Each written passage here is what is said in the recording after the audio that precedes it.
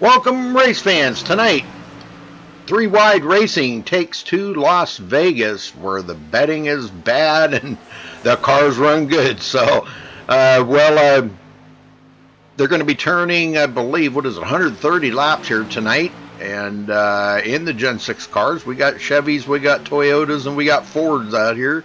And Jeff, you want to give us a rundown of the points? Yes, sir. iRacing screen out of the way here. All right. In first place, leading the points so far after 3 races, it is Tanner Sharp with 113. Second place is Johnny Thomas with 108. He is 5 points behind Tanner. Third place is Samuel Close with 107 points, and that is a 3-way tie with Samuel Close, Nick Miller, and Skylar Nissel. They all have 107 points, and they are 6 behind the leader. Sixth place is Carlos Acosta with 105 points. He is 8 behind. Seventh place is Matt Hackathorn with 102 points. He's 11 behind.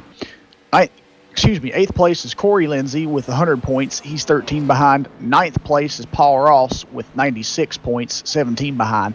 And rounding out the top 10 is Donald Bell with 95 points, 18 behind.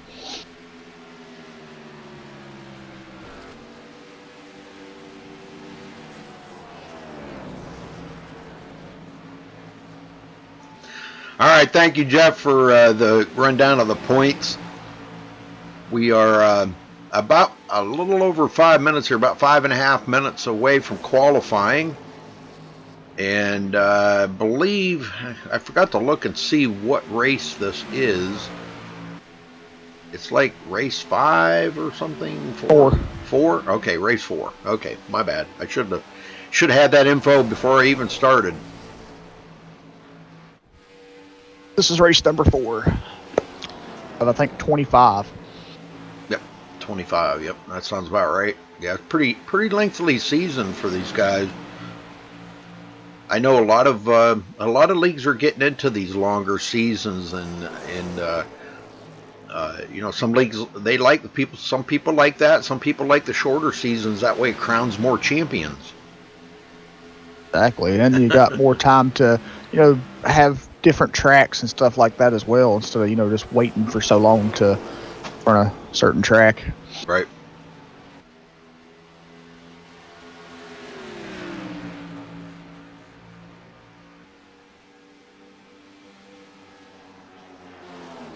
Well, thank you, Evan.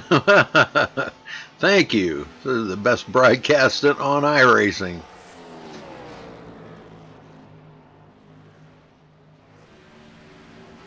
I don't know, Evan, are you in this league? I was wondering if he was in this league. I thought he was in this one or something. I forget now. Boy, I'll tell you what, the field is really filled up here pretty quick. We got 31 drivers in here, Jeff. Yeah. Wow. Good race tonight here at Las Vegas. Yeah. Who will gamble and who will not? I like to see a little bit bigger field like this sometimes, because it comes down to who can keep their car clean to the very end, and it gives more people a chance to get out there and try to win. So I'm going to refresh trading paints one more time just to make sure I got everybody's paints available here to us, folks. So bear with me for a minute.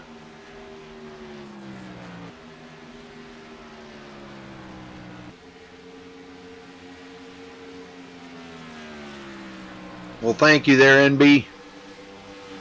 NB agreed with Evan Roush, best broadcast.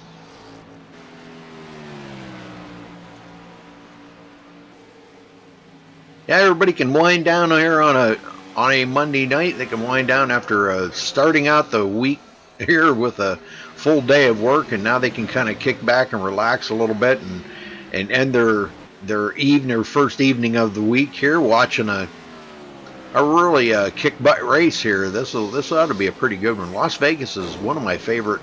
I have several, but one of my favorite 1.5 mile tracks. I'm kind of a 1.5 mile track kind of guy. I don't know. Oh, me too. Yeah.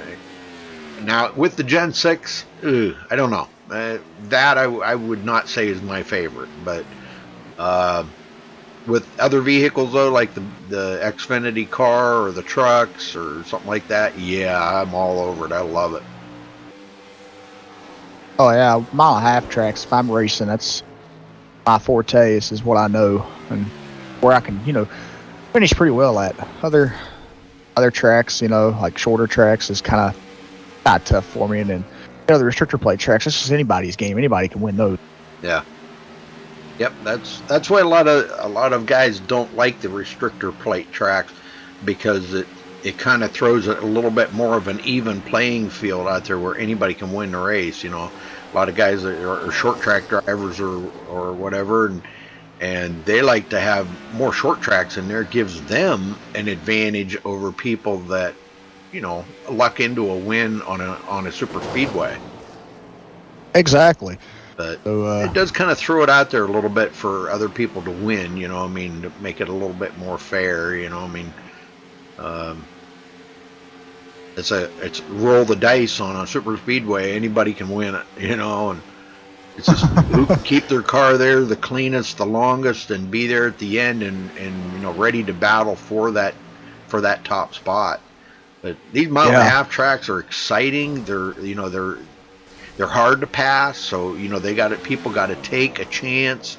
And boy, what better track to take a chance on right here, Las Vegas. Yep, and I think these guys tonight have their own little tiny portable crap tables in the car so they can take their chances on pit stops. Yeah, there you go. Yeah. Well, they're probably in between breaks. They're probably running over to the casino there and placing their bets and trying to win some off track cash. I think while they're under caution and stuff like that, they're passing money through the passenger side windows and having little bets themselves. Yeah. There you go. Well, hey, got to take that chance once in a while. Yep.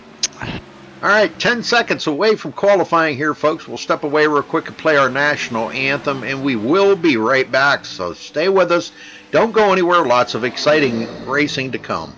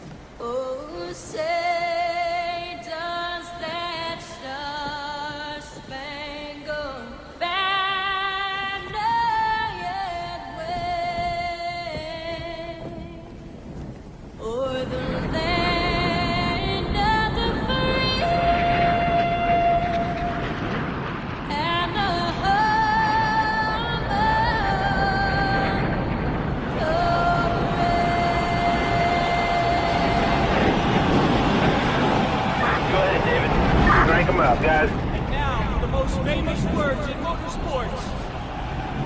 Gentlemen, start your engine!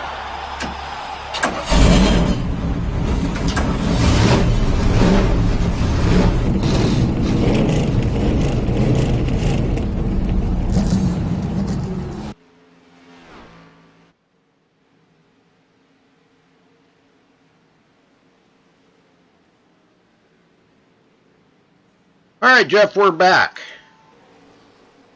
Oh, welcome back. Looks like Cameron Rich laying down an awesome lap there. Wow. Yeah.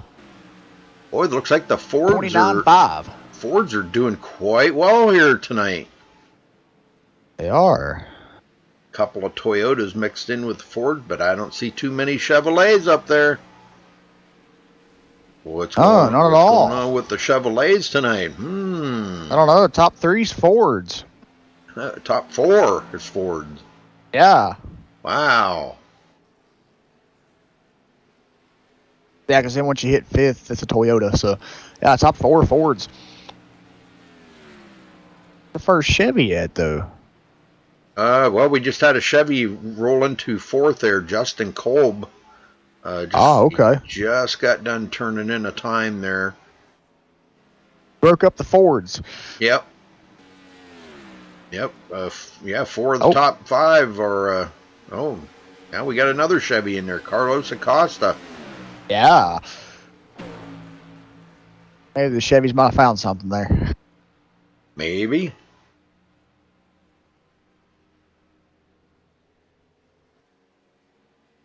Hey, Brandon. Brandon in chat. Brandon Kreutz.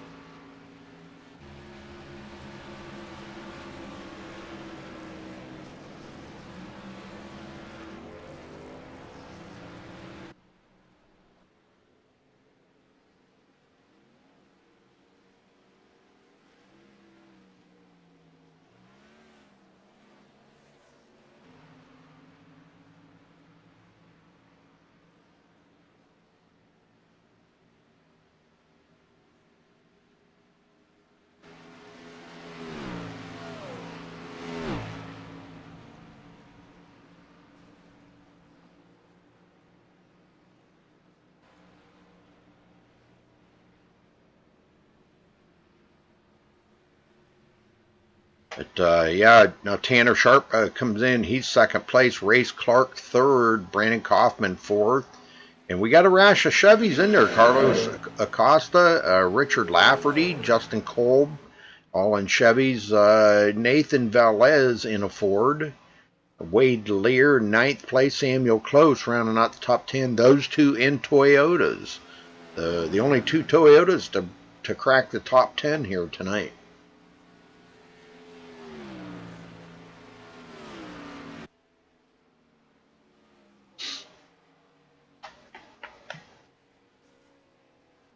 Yep, so we'll see. I believe it might be a Chevy Ford battle. I believe so.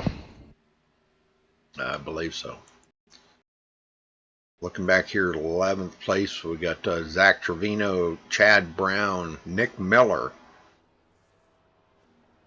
Paul Ross, previous champion here at 3 Wide Racing, Cody Wright in 15th, Austin Nielsen in 16th, Drew Eisman, Skylar Nissel way back in 19th place.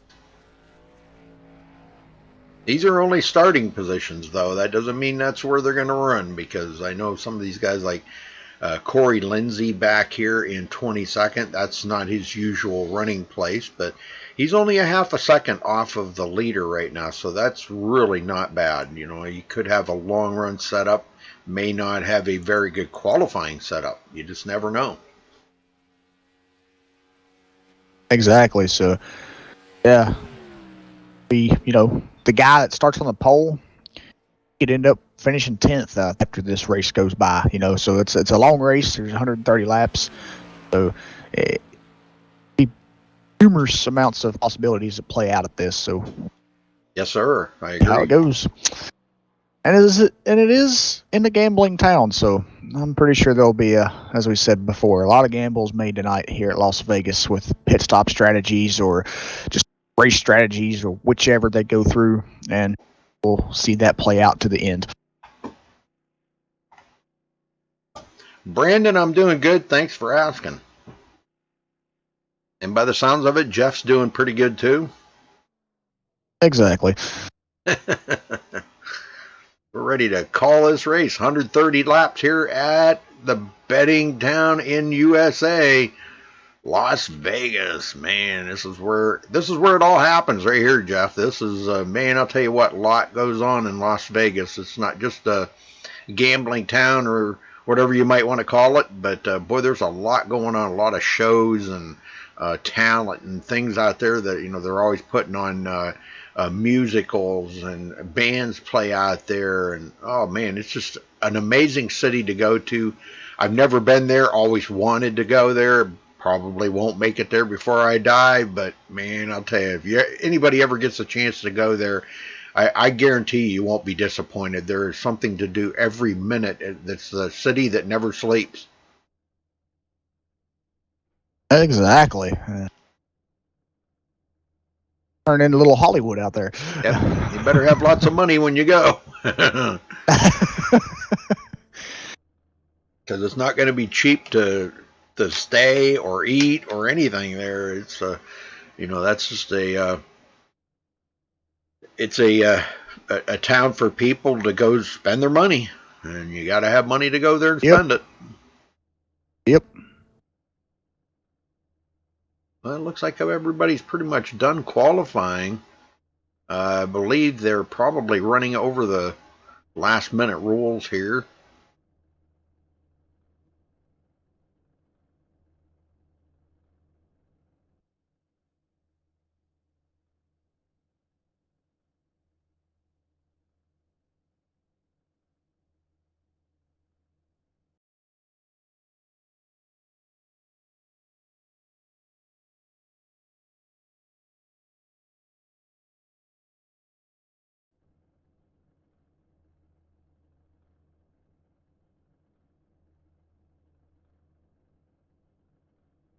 How much more they got to go there, Jeff?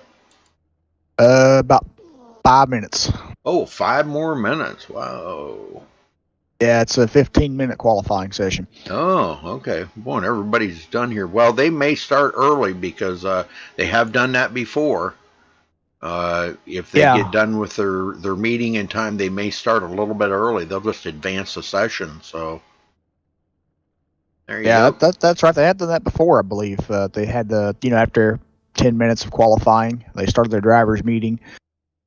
It was done within like maybe just 2 minutes, and they went ahead and advanced the session before qualifying was over. So that might happen here.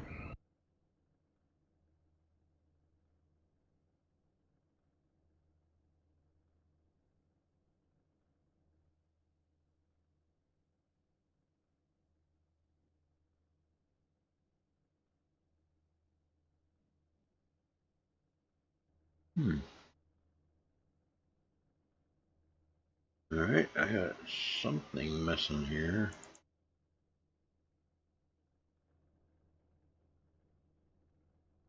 Okay, so it looks like we've got a confirmation from league admin Corey Lindsay here in iRacing chat that the session will not advance. It will run the timeout. So, yep, there is still 5 minutes left before the race will start. Okay. I'm trying to find something here that I'm missing, and I can't find it. So bear with me, folks. I'm just we're just kind of killing time here, but I'm trying to find something that I was missing here, and I don't know what the heck I did with it.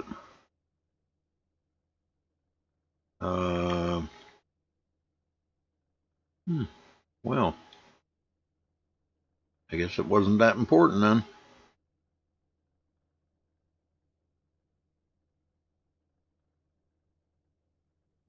Huh.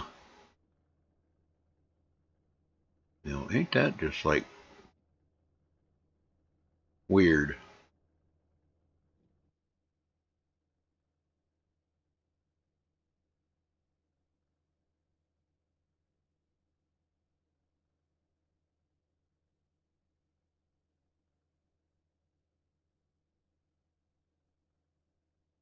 I knew I'd forget that. Oh well.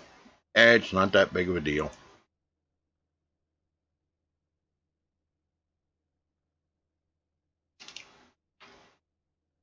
Well, folks, my name's Rudy Cummings, and we have Jeff Dotson in the booth here. Thanks for tuning in tonight here at MaxSpeedTV, and thanks to iRacing.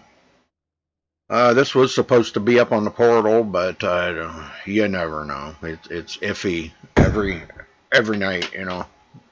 It's iffy. The other broadcasters, they schedule the races to go 5 minutes live, 5 minutes before, so they get all the viewers. But whatever. And but we're here, and we're here for the duration. 130 laps at Las Vegas tonight. Where are they racing at next week? Jeff, do you know? Well, folks, it is our friend Rudy's favorite track, and it's the track that we all know that he calls the community swimming pool. Iowa Speedway is next week's track. Yep. Yes, sir. The Iowa Community Swimming Pool. Well, that And ought they to will be be racing there for 150 laps. that ought to be interesting. That track, I don't know. I think it was made more like for the MX5s. I think Pontiac Solstice or something, you know, or Maybe the what's that other or the late models are not the super late model, the other late model, the Monte Carlo. That car's okay around yeah. there. Oh yeah, I know it. Oh, what's the real little dinky one that's kind of not the MX5, the other one, it's real slow. The Pontiac Solstice. No. Talk about that little spec racer thing. Yeah, there you go, Spec Racer 4. There you go. Yeah. That'd be great on there. Or just that car's just horrible in general. Who want to drive that thing? That car's worse than the track. Yeah. Well, I hear somebody's still out there turning laps. Somebody must have not got their time in. Let's see if we can find out. There is 4 drivers at different time. Richard Hines out there taking the time right now. Yeah, I think we had a couple of late arrivals here at the track and probably just got everything unloaded and out here now turning laps. So yeah, I see that Matt Hackathorn just connected, so yeah, he's now arriving. Wow, those guys are pushing the envelope there to make it on time, aren't they? Huh.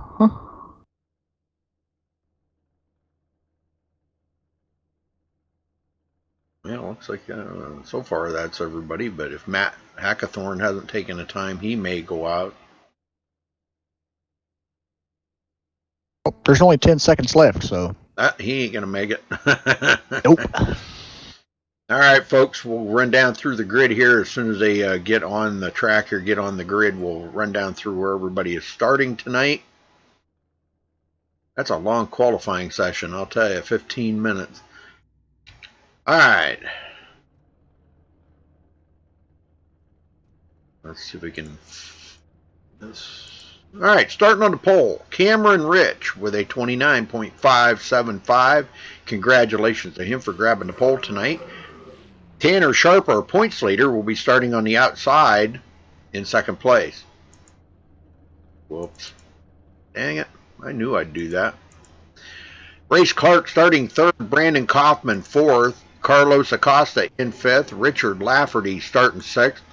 Justin Kolb starting seventh. Nathan Velez eighth. Wade Lear ninth. And Samuel Close 10th. Jeff? Yep, we've got Zach Trevino starting in 11th tonight. Chad Brown will start 12th. Nick Miller starting 13th. Paul Ross will start 14th. Cody Wright will start 15th. Austin Nilsson in 16th. Drew Eisenman will start 17th. Johnny Thomas in 18th. Richard Hines will start 19th. And Skylar Nissel will start 20th. Rudy? All right, Kevin Finn will start 21st.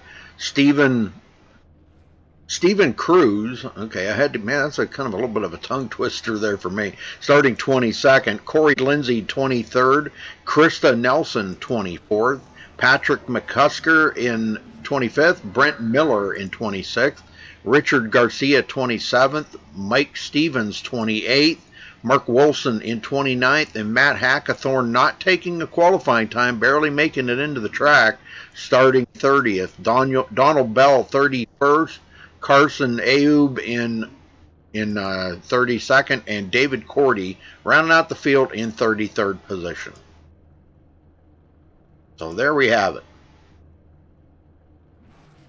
33 cars scheduled for Las Vegas.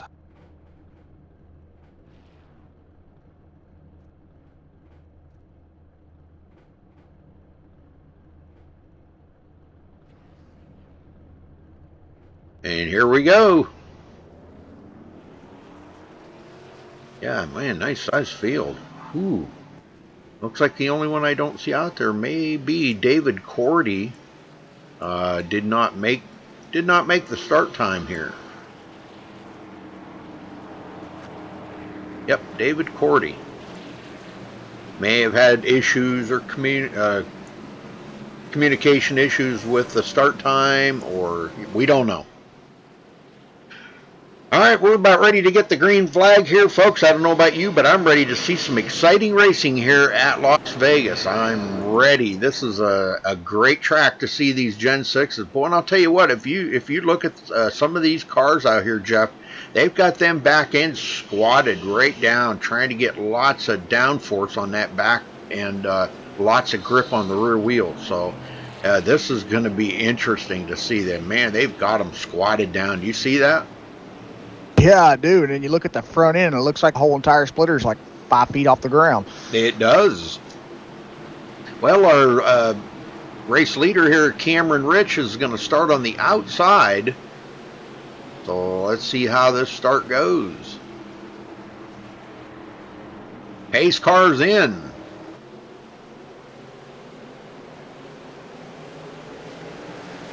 And it's a green. Green.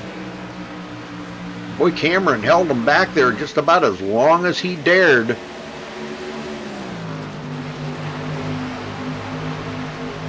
Wait for everybody to get caught up here. Now Tanner Sharp trying to make his move on the bottom and does have a nose up on Cameron Rich going into turn 3. Wants to get up there and lead that lap right off of the get-go and get that valuable bonus point out of the way. He will do that in styling fashion, man. Look at that pass. He dove down into turn 3 and just thundered by the 17 car. Absolutely. Well, it's what you got to do. You know, when you got them new tires, you got to take advantage of the grip that you got to get this thing started. So he did a great job of it too. So, and he will lead the very first lap of the race. So congrats to Tanner Sharp for grabbing that point. Cameron Rich now third, Brandon Kaufman in fourth, and then we got a side-by-side battle back here between Richard Lafferty and Race Clark. Race Clark on the bottom trying to make it happen. And it looks like he is, oh boy, oh that was close, and boy I'll tell you what, if Richard Lafferty wouldn't have let him in there, that would have been a big one. They would have wadded up for sure. Here comes Carlos Acosta as he gets around Richard Lafferty. When Richard checked up, that really slowed his momentum down. So these guys back in the pack here racing it up pretty good, but they're taking their time here, I've noticed. They're not getting a whole real, taking chances, even though this is the betting track here. They're not taking big chances right now and forcing themselves to pass too awful many people to get started. So this is a pretty good. Wade Lear now in 8th place, Samuel Close 9th, and Nathan Velez rounds out the top 10. We got a couple off into the grass. Yep. Oh, they still haven't saved it. I'm trying to find out who that is. I think it's Carlos. He's going backwards. I can't even catch up with him. Carlos. Yeah, it was Carlos and Justin Kolb. And that does bring out the first caution here, so let's go see what happened. Oh, he got touching there on the number 98 of Justin Kolb. Boy, he tried his heart to save that thing, but couldn't save it. Comes up across the track right in front of traffic. And but no damage. I don't think he got any damage on the car whatsoever. So he's going to go clear back to the end of the field. He gets it going. So Tanner Sharp will take the caution here. Now, 5 laps on the tires. What do you think? Pit road? Nah, no pit road here. I mean, it wouldn't be a bad idea if it did, but I think they wouldn't have to this point in the race. Yeah, every, these laps, well, I don't know. He's bringing them to pit road. Not bad. I mean, not a bad call, really. I mean, if you think about it, I don't disagree with it, but we'll see how this goes here. Everybody coming to their pit stall. We'll see who wins the race off of pit road. Cameron Rich, Tanner Sharp both come to their pit stalls here. Right side tires going on. Looks like Tanner Sharp may have a little bit of an advantage here if he's got enough time to change them left sides and get out ahead of Cameron Rich. And it looks like he does, and beats him to the line. So, yep. But we have somebody that stays out. Nick Miller will stay out, and he will take the lead now. Corey Lindsay will be second. These guys all stayed out. The top 6 stayed out. Johnny Thomas, Patrick McCusker, Carson Ayoub, and Donald Bell. Looks like were the ones that stayed out.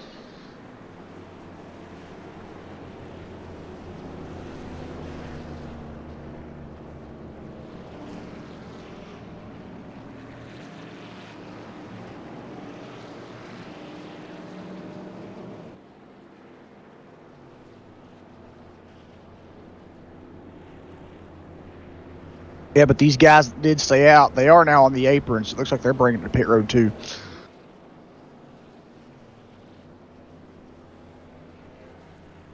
But Tanner Sharp, yeah, there's a couple of them. Yeah, they are.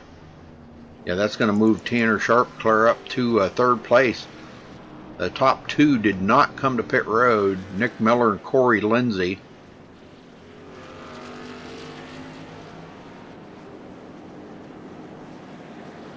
And let's see, Matt Hackathorn now showed his 1 lap down. He did get it one of his laps back on that wave by.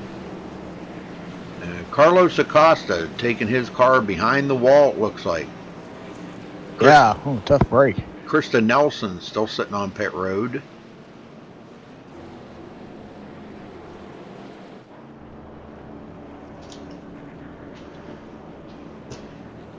Well, we'll wait till next caution here. Let them get some green flag laps on these cars, and we'll find out from a driver. We'll talk to him here in an interview and see how their car feels out there on the track tonight.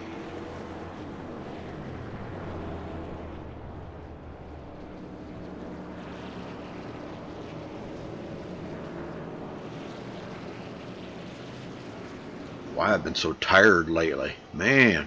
I don't know what's going on with that.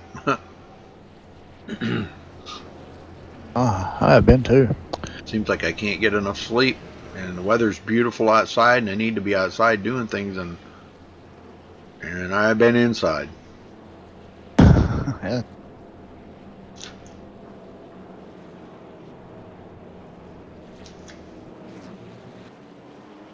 All right, looks like the lights are out. We'll be going back green this time, folks. So, Jeff, get them going there, brother. Yep.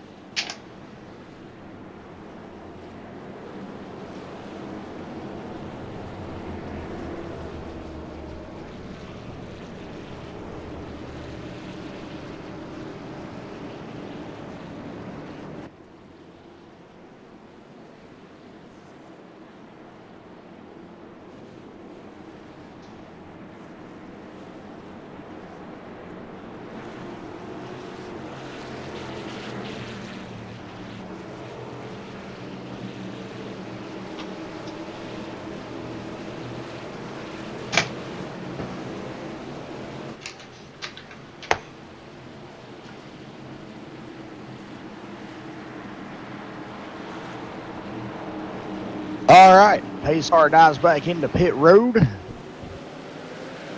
We're back to green flag racing here at Las Vegas for 3 wide.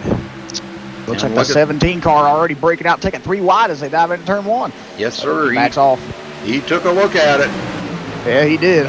Here comes Tanner Sharp up the middle. He's taking it 3 wide. Whoa. Gutsy move there, I'll tell you. I think Tanner was saying, well, the 17 tried it. I'm going to do it. Yeah, he went right up the middle and made it work. Yep. Boy, look at the traffic jam behind him. Richard Lafferty back here, 7th place. side by side with Samuel Close.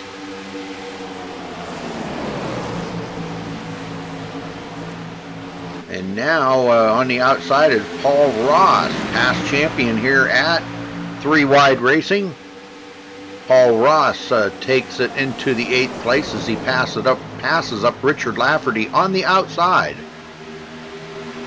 All right, he's trying to put it that way. Hasn't quite completed it, and now he does.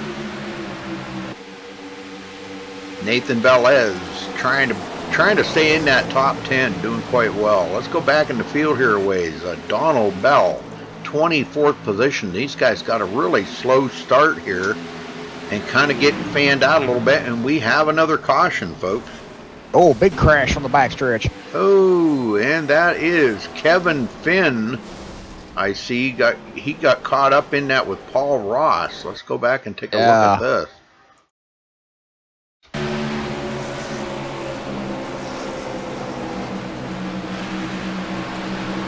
may have to get up on Paul Ross because I think that's, yeah, it's up there where it started. Give me a second here, folks.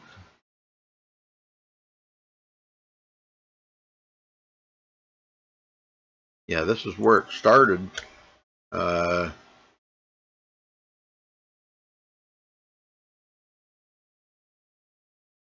Like him and the 00 there of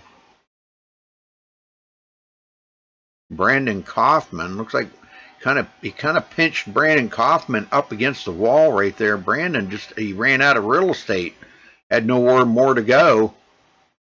Paul Ross slides it up. Brandon Kaufman gets into the wall and catches Paul Ross right here, and that's what started this chain reaction here. And those two going to have, well, at least Brandon Kaufman's going to have some damage. Looks like Paul Ross might be okay, but there's more cars coming here trying to miss him. Ah, there it is, right there. As we see Kevin Finn hit Paul Ross. Paul Ross was doing good up until that point. Yeah, he was, and then we got Kevin there, man. He was just trying to miss the crash, and he veered the wrong way and ended up not missing it after all. So tough break for these guys this early in the race. Well, Tanner Sharp staying out. That's caution number 2 on the track, folks. And we've had 3 lead changes so far in the race, but Tanner Sharp has led 10 laps out of the 13 that they've ran.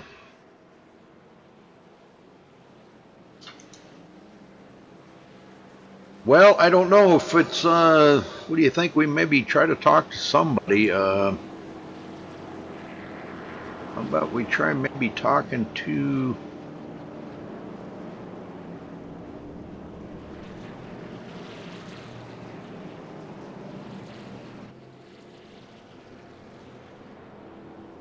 Well, I'm trying to find him and I can't find him. Nick Miller. I don't even see his name in here. Why is it I don't see his name? Behind race. Yeah, there we go. Nick Miller, you got a copy? I got you. Well, you're up in 6th place here, brother. Are you able to get closer to the front? Or do you think you have a winning car? You think you got anything for Tanner Sharp tonight? I hope so. We'll see. I had some computer issues early on, and I missed a lot of practice. So right now, I'm just trying to log some laps and feel the car out. I stayed out on that last pit stop to give me some track position. Seems to have worked out so far. It seems like back in the middle of the pack, things are kind of crazy. So I don't know. Hopefully, I can keep this thing up here in the top 10, and when it comes down to it, I will have something for them. So we'll see how it goes. Well, question I've always wanted to ask drivers, and you know, and this is just a question out of the air. Toyota, Chevy, Ford. What makes you choose Toyota over Ford or Chevy? You know what? Last season, everybody drove Chevys. Our team decided to change it up and go to Toyota. We like the look of the car, and I think a lot of people made switches this year. It was basically just came down to a team decision. That's really it. So Well, what'd you think of the Fords taking a lot of the top spots there, like about the 5 out of the top 6 in qualifying? Yeah, they're strong. They got some good teams. They're probably the our biggest competitor. So we'll see. We'll see how it shakes out. All Hopefully, we right. get those Toyotas up front, though. All right, buddy. Well, good luck out here tonight. And Nick Miller in 6th place. Good talking to you. Thanks, buddy. All right, thank you guys. All right, Tanner Sharp will take the start here again. It looks like he has opted to start on the inside this time. Cameron Rich back up there on the front row will start on the outside.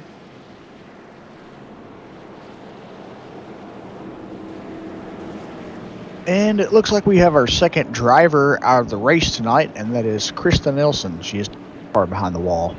Okay. Got a few blinkers out there tonight, too. Yep. I know I was in the server last night, okay, and a lot of people were saying that there was problems with that server. People were blinking that never blink. People blink out for 20, 30 seconds, be gone from the track, and then pretty soon they pop back in. So lots of issues. I don't know what's going on with the servers lately, but hopefully they get it figured out. All right, here we go, folks. Pace cars in. Tanner Sharp hits the throttle a little early, and the green flag is out. Boy, he caught Cameron Rich sleeping there.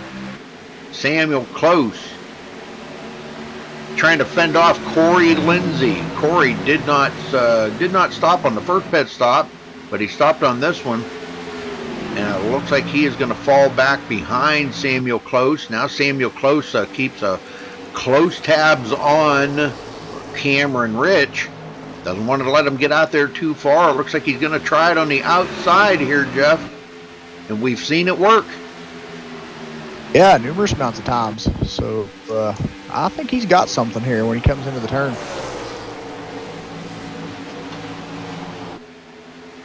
Yeah, it looks like he's just going to drive around on the outside. That is the good line, and Samuel Close does go into second. Nick Miller still hanging on to 6th place. Richard Lafferty, 7th.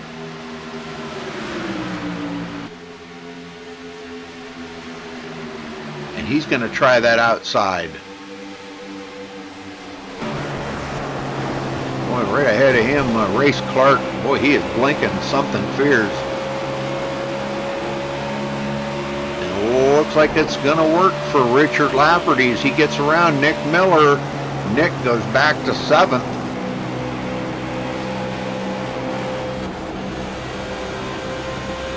Tanner Sharp with about a half a second lead. We had somebody there check out Corey Lindsay off the pace. Must have slipped a little bit in the turn, and he will go back to 15th position that quick. 16th. Yeah. Make it. Still having issues. I was trying to catch up with him. He does get it back going again, but boy, trip across the grass wasn't good.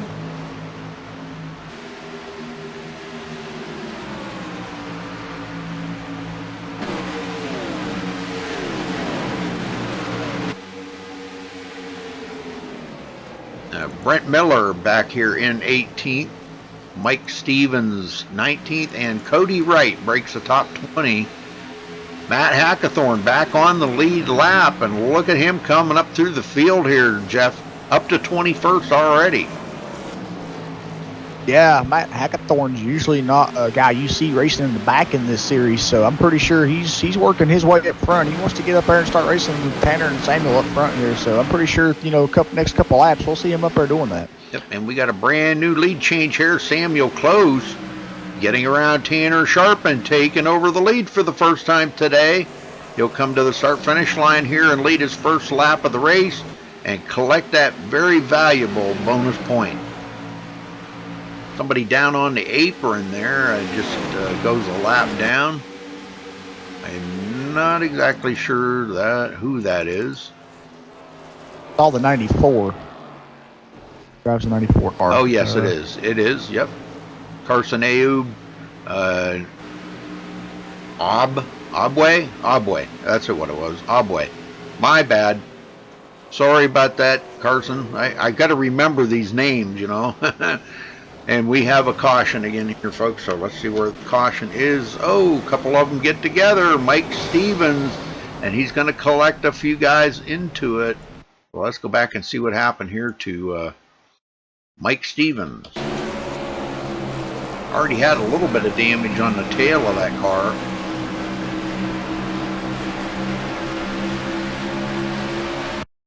Oh, he gets tapped in the rear by, that was by Matt Hackathorn.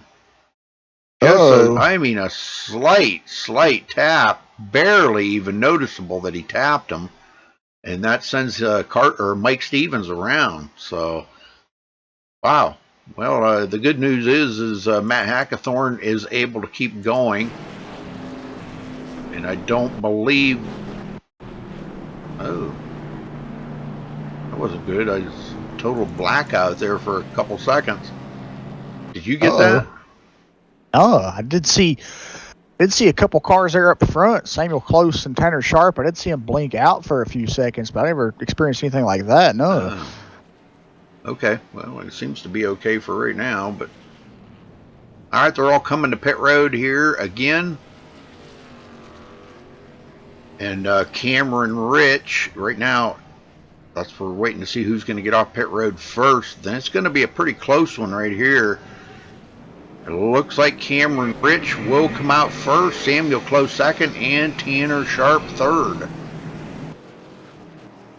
So good pit stop for Cameron Rich, 13.6 seconds. That was like about 1.3 seconds faster than Samuel Close's pit stop. So that will get him off the pit road first.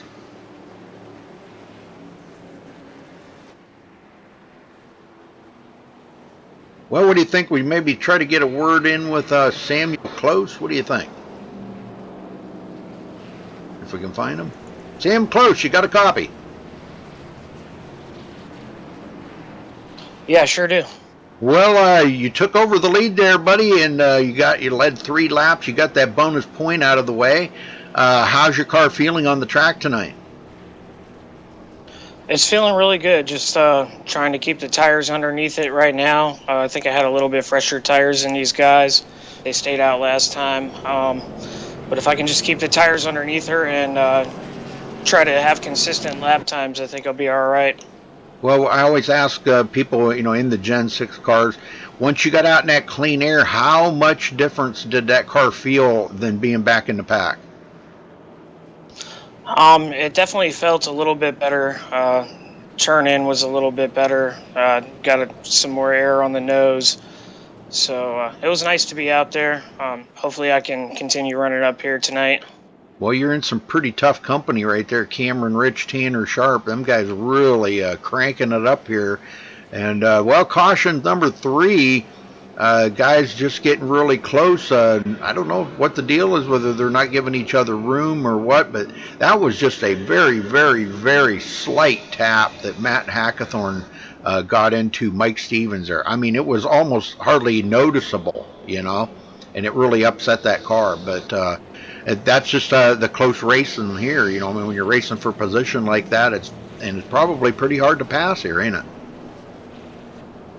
Yeah, definitely. You want to be careful. The cars are a little touchy already, so any kind of contact really does upset them. I'm just kind of focusing on keeping her out of the wall and giving everybody room here until we get down to the important part of the race. Well, we've seen passing on the outside. Does that seem to be the line here to make a good clean pass on somebody on the outside? I got 1 or 2 guys on the outside, and I think if you're running faster than that guy and you can kind of hold him to the bottom on the exit, you can really use the momentum to gain a position. But it'll be tougher if you're really evenly matched with somebody, I think. All right, buddy. Well, we'll let you get back to work here. Good luck. Thanks, guys. All right, Cameron Rich, ready to get this going. I'm not sure why Samuel Close is going to be starting on. I think that's supposed to be Tanner Sharp's position, but well, I don't know. I don't know how that works out. Okay, there we go. Maybe. Cameron. I had Tanner in third, so. Oh, okay, okay. I thought he was second. No, you're right. You're right. You're right. Yeah, okay. Dang, what am I thinking? I ain't got my head in the game tonight or something here.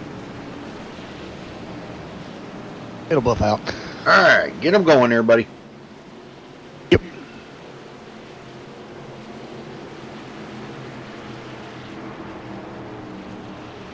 All right, pace car dives back into pit road, and we're back to green flag racing. And the 17 car there did not waste any time to get back on the gas pedal on that one. He takes off.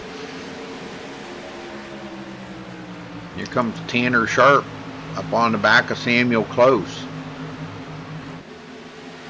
Trying to get that position back. He liked it out there in the lead. Tanner led 18 laps. He wants to get back up front. What's it going to take for him to get by these guys? These guys are extremely fast out there. Now that Cameron Rich is out in that clean air, he is starting to put some distance on Samuel Close, but Sharp all over the back here of Samuel Close. Getting to be kind of interesting here. And boy, our leader, Cameron Rich, up against the wall, knocked the momentum out of that car. Yeah, it looked like he might have escaped it. Oh, He got one loose on the backstretch. Uh-oh. That wasn't good. I believe, I'm not sure who that was. 48. Looks like a 48 car. I believe that is Nelson, or yeah, Nathan Velez. Boy, everybody missed him. What a great job they did missing him. And he just exited immediately.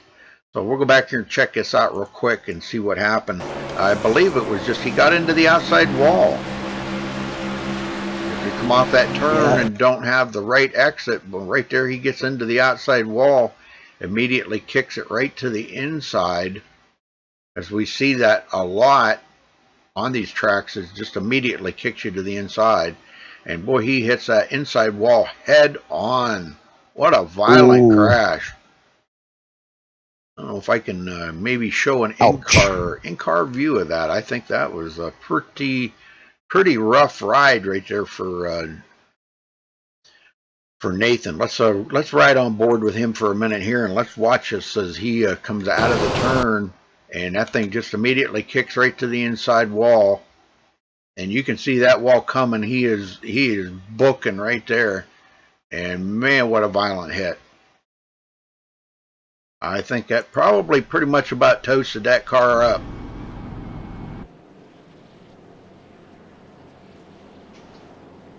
Yeah, there's no quick repairs in this series, so he's going to have a lengthy repair time on that car. Yeah, why don't you drag Nathan up here? We'll see if we can find out what happened there to him.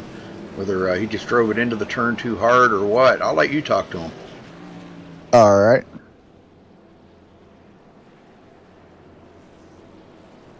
I can find him. Here's way down at the bottom. Nathan Valles, you got a copy? Yeah, I do. Man, tell us what happened there, man. That was like hit the wall there and bounced off. What happened? I was just racing, I think it was Lafferty, and just ran a little too hard coming off the turn and scooped up and just slammed into the wall and got loose, and it shot me towards the inside wall and then bounced back on the track. Let's just say I'm frustrated. Oh, ouch, tough luck, man. Chances of possibly getting back out there on the track and maybe scrounging some position for some points there?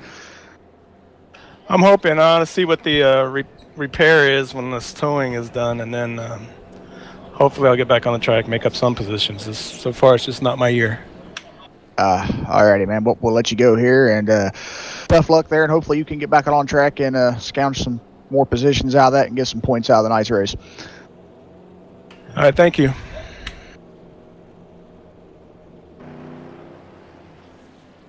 Well, we did have quite a few guys that did pit on that stop, but Cameron Rich and a few of the guys up front here stay out. Samuel Close stays out. Nick Miller will go into third. Race Clark fourth. Austin Nielsen in fifth. Richard Garcia up to the sixth place. Justin Kolb seventh. Corey Lindsay 8th, Matt Hackathorn up to the 9th place, and Tanner Sharp coming off pit road will be 10th.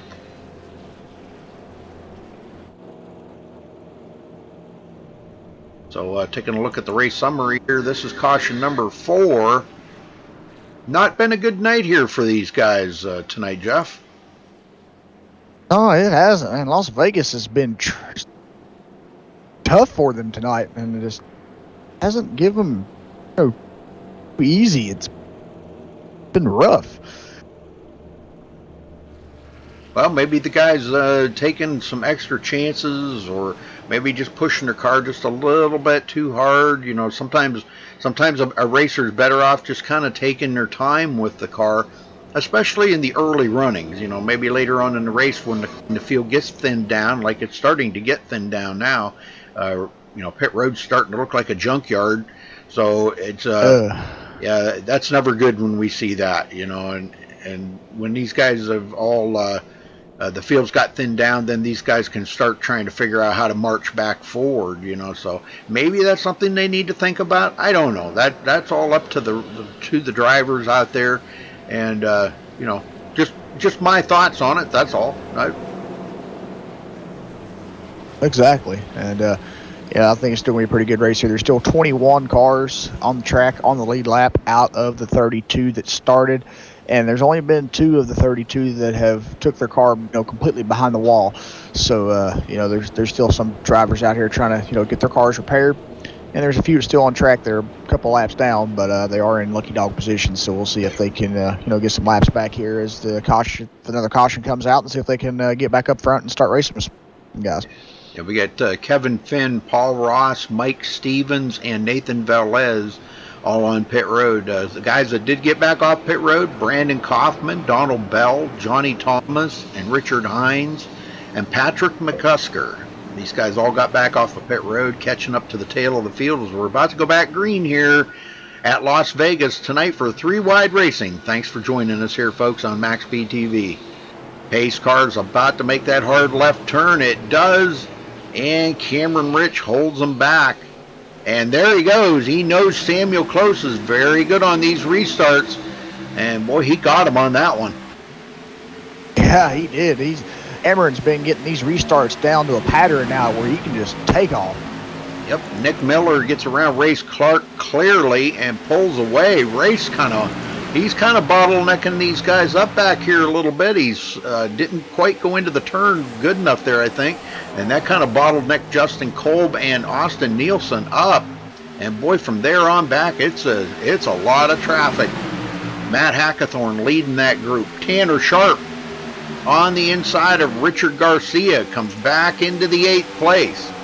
We've seen Tanner make some bold moves early in the race, taking it 3 wide, shooting the gap, going right up through the middle just to get to that top spot again. Now he's back in this dirty air. The car may not be acting quite as well as it does out in clean air. And he knows what he's got to do is to try to make that move on them brand new tires as soon as he can possibly make it. Here comes Richard Lafferty. Almost going 3 wide right here, Jeff. This was nuts. Yeah, man, these guys are racing like it's the last lap. Garcia gets shuffled back to the 11th place. Wade Lear now into the 12th position. Now let's ride along with old Wade Lear here for a minute and see what's going on.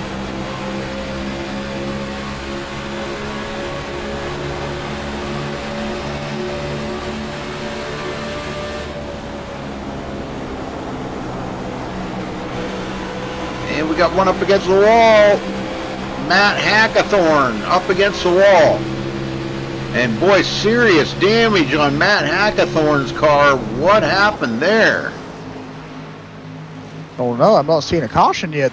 No, he's got damage on both right and left front fenders. So that just happened up front there with somebody. Oh, we got one off in the grass. That's a Zach Trevino, and he comes back up onto the track. And he's got some serious damage too.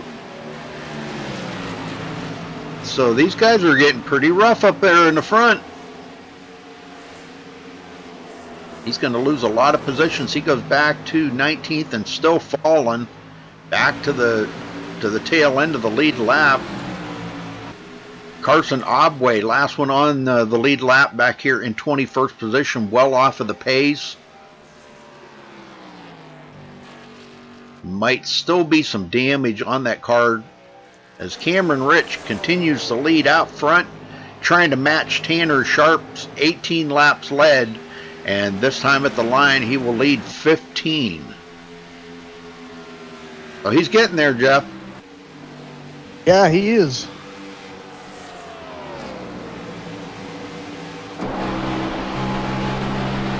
Looking back on Samuel Close as the field's starting to get spread out a little bit. And Tanner Sharp does get around Justin Kolb and goes into the top 5. And now he sets his sights on Race Clark and he drops it down to the bottom. Tanner Sharp to the bottom. Using a little draft here coming through the tri-oval.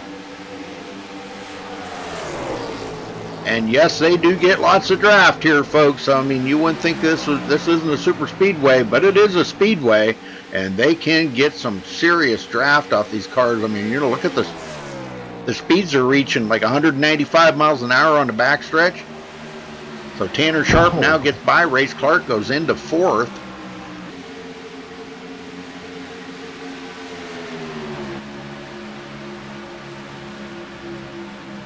And up front, Cameron Rich still trying to fight off Samuel Close.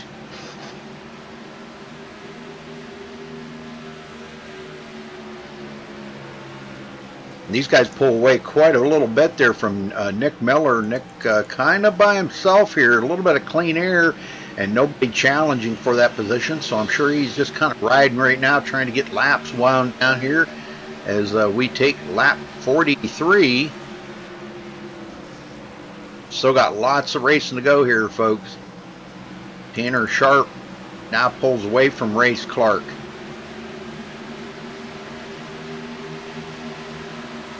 It looks like Carson Obway does go a lap down as the leader gets by him. So he is just not up to speed at all here, Jeff. I'm seeing like maybe 160 mile an hour on the front stretch. That's not very fast at all. He does have some heavy damage there on the right front there. His tire actually is kind of sticking out, so that could be slowing him down. And seeing Brent Miller, what happened to Brent Miller? Don't know. Yeah, he's not there. Not even in the, yeah, he's not even on the scoring anymore. So, yeah, interesting. All right. Zach Trevino, 17th. With some heavy damage on the left front of his car. And Corey Lindsey, we've been kind of keeping up with Corey Lindsey. He's way back in 18th, 12 seconds behind the leader right now, but I think that's about where he wants to be for right now. He's got plenty of time to check up if the big one happens up in front of him and still keep himself in the competitive position here as we get closer to the end of the race. So we're not even at halfway, so lots of racing to go here, folks. Cameron Rich putting distance on Samuel Close now. He's riding that wall. Have you noticed that, Jeff? yeah, I have. And We got a caution, Rudy. Yep. Uh-oh.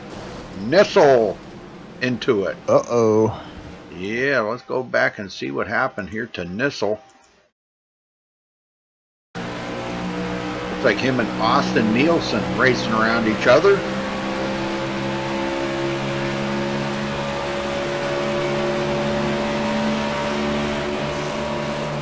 Oh, and oh man, Austin just kind of drove into the back of Skylar Nissel here and puts him right into the wall. So serious damage on Skylar's car now.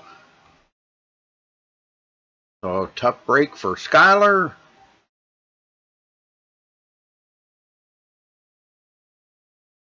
As they get it back going here, Cameron Rich, I believe we're going to see pit stops here, Jeff. Oh, yeah, no doubt about it. I have a feeling Cameron's going to bring them all to pit road here. Now that was a pretty good green flag run right there, and he used up a lot of tires racing each other. As we've seen Cameron actually go up closer to that wall, so that really kind of put him in kind of a bind there with making sure that his tires were starting to wear a little bit, so he wants to make sure he's got some good tires to continue this race and lead. Exactly.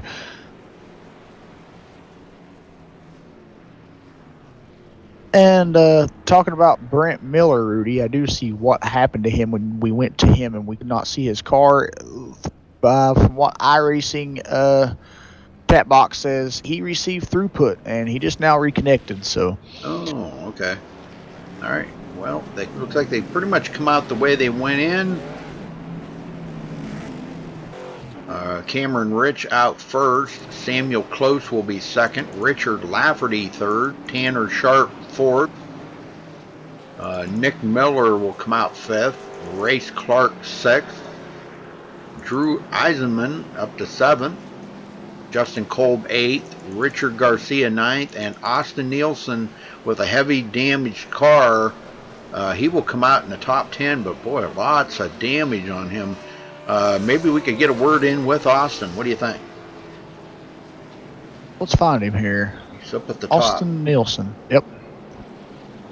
Austin Nielsen, you got a copy? I got a copy, man. Can you walk us through what happened there, Austin? Yes, sir. I guess I just took it a little too far into one. I thought Skyler was going to check up a lot later than what he actually did, so that's what happened there. Well, you got a lot of damage on the nose of that car. Has it got your steering all messed up, or are you going to be able to steer through this for the remainder of the race?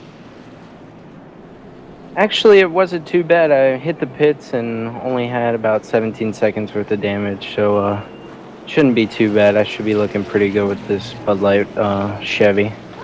Okay, well, I'm still seeing a lot of nose damage. It could be just cosmetically, I don't know, but as long as it's not affecting the steering, I guess that's the most important thing. Aerodynamics, yeah, they do kind of play a little bit of a part here. You're mired back into 10th place. Is there any chance we might see that Bud Light maybe lead some laps today? It's quite possible. I was running there fifth. I don't know if I have the speed to catch Cameron and Sam up there, but we'll give it a shot. All right, buddy. Well, good luck, and we'll be watching the Bud Light card tonight here and see if you can get it up there and maybe into the top 5. Thank you, sir. I'll try my best. All right, good luck.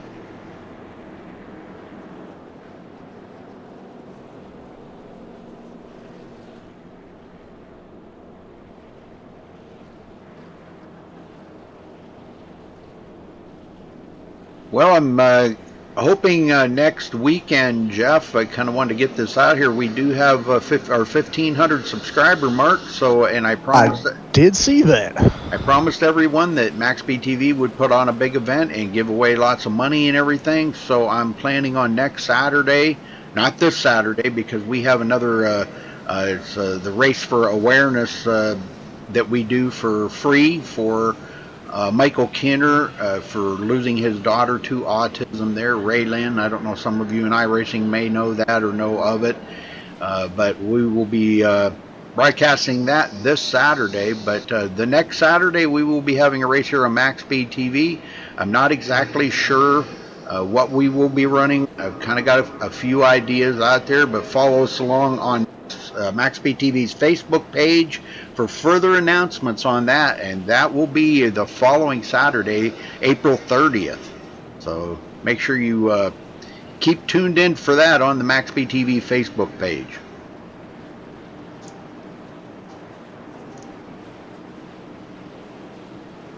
Get a little closer here, we'll figure out what car and what track we're going to run, and I'll let everybody know. All right, Jeff, get them going there, brother. Yep. All right, pace car dives back into pit road, and we're back to green flag racing here at Las Vegas. And the number 17 car of Cameron Rich didn't waste any time once again on the restart as he takes off from Samuel Close in the 5. Richard Lafferty falls in behind Samuel Close.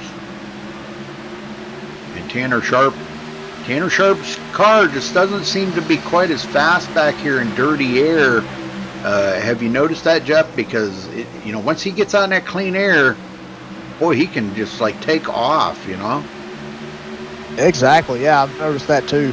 It seems like when he's in the dirty air behind these cars, it takes him a little bit to kind of figure out the way through and get a good run on the passing. But once he gets out there in that clean air, he just takes off. Chad Brown, 16th. Oh, we've got a spin.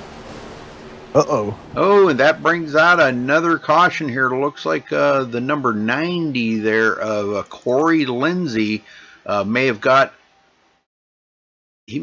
tapped in the rear there. Let's go check it out here.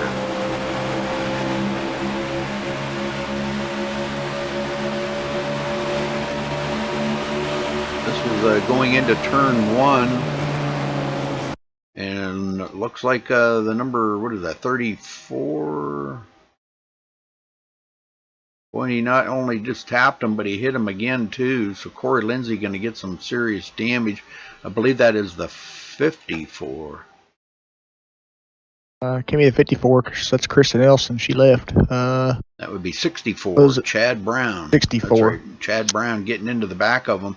And like I said, not only did he tap the rear of Corey Lindsay's car there, but also when Corey started spinning, he kind of got into the side as well and doing a little bit more damage. So a tough break for Corey Lindsay tonight, and that's going to gather up Matt Hackathorn as well. He'll get into Corey Lindsay, and both of them going to go into the wall pretty heavy here. All right, back up live. Let's get up to it, and it looks like the leader going to stay out. Cameron Rich going to stay out.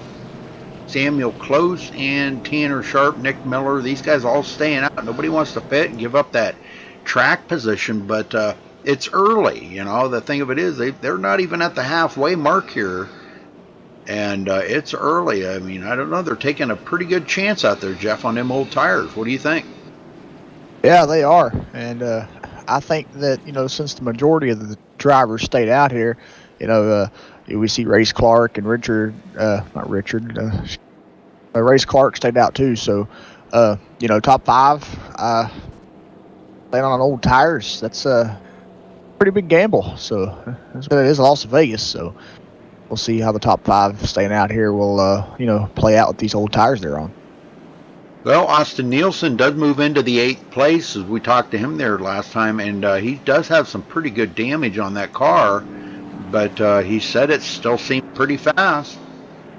Right behind him, Cody Wright, another one in 9th, has a lot of damage on his left front, but he seems to be okay. And Zach Trevino, heavy damage on the nose of that car on the left front. So a lot of damaged cars out here, even just in the top 10 here, Jeff. This is pretty crazy. Yeah, it's kind of seems like Las Vegas is kind of looking like Martinsville here a little bit. It's been unlucky for some of these drivers. Yeah.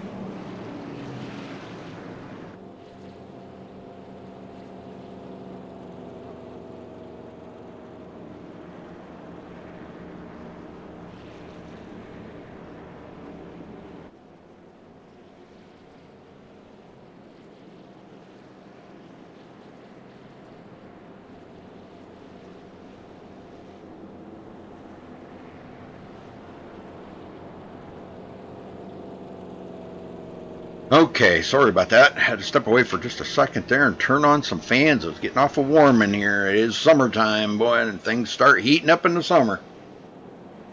Yep, sure does. It's getting closer. I mean, because here the past couple nights, through the daytime it's been getting to the 80s, but then at nighttime it's actually been getting down into the, low 50s, to where we wake up in the morning and, have to run the heat for a few minutes. And then, by the time the daytime gets here, you turn the air conditioner back on. But I think it's starting to, gradually get down to where it's not going to get that cold, and it'll be air conditioner time for a while. So. Yeah, we talk about that a lot here in Tennessee, because at night you got to run the furnace, and then daytime you're going to run the air conditioner. So it's just that time of the year. Yep. So, all right. Well, hopefully they get that. They get this field straightened out now, and we're ready to go back racing. So Cameron, Rich, about to bring them around here to take the green flag once again. They all double up. Lights are out on the pace car. We are ready for some more green flag racing here at Las Vegas tonight, folks.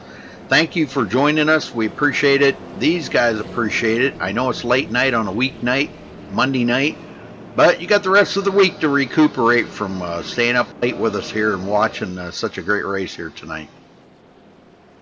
Exactly, it has been. And if you guys have enjoyed this race as much as I have, and we have here at MaxSpeedTV, don't forget to tune in next week here, 3 Wide Racing at 10:30 p.m. Eastern. And they'll be live at Rudy's favorite track, the community swimming pool, which is Iowa Speedway. The Iowa Community Swimming Pool. Here we go. Cameron Rich ready to lay out on the throttle here. Tanner Sharp right behind him. Let's see how these guys manage here as the pace car heads in. And there goes Cameron. Tanner getting a pretty good run on the inside of Samuel Close. And we've seen him be able to make that stick before. If you're going to do it, you got to do it early. And it looks like he will go into the second position. Now he's got to chase down Cameron Rich. He's done it before, and we'll probably see him do it again here before this race is over. Nick Miller, 4th place.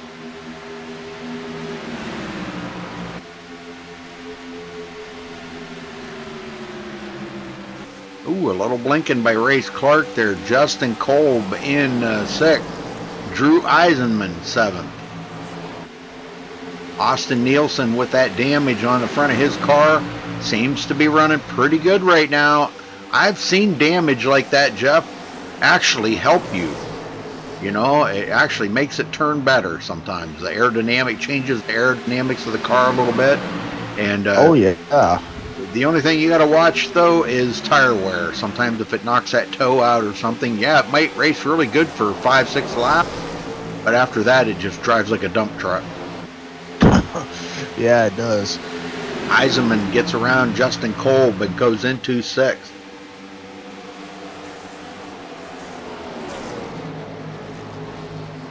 Is that Race Clark?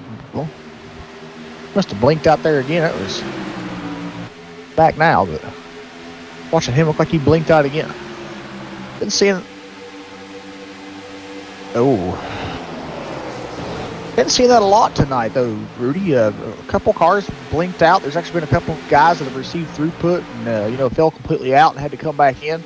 Yeah. So, don't know what's wrong with iRacing servers lately, but hopefully they can get a fix for them soon, because I do know that there is a bug out there right now that the in-game chat is messed up through a netcoding issue, and they're saying that they are working on that to try to get that repaired. So I don't know if that has anything to do with this issue or if it's two totally different issues, but hopefully they can get the stuff fixed out, worked out, and get the stuff back on track here soon. Well, Tanner Sharp took a look on the inside of Cameron Rich right there, but Cameron with that high line made it stick and actually pulled back out to the lead away from Tanner Sharp. So Tanner's he's looking, he's chasing him down here, trying to get up there to that lead.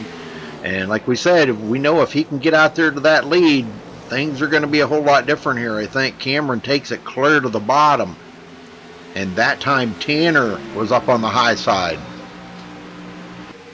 Yeah, I think Tanner right now is kind of in his own little racing school. He's watching what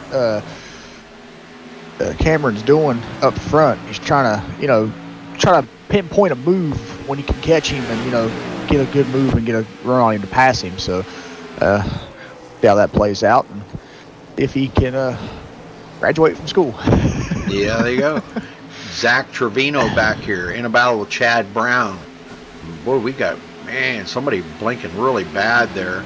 Look like Race again. Race, yep, Race Clark. Mark Ooh. Wilson, 15th position. Checking the entry list here.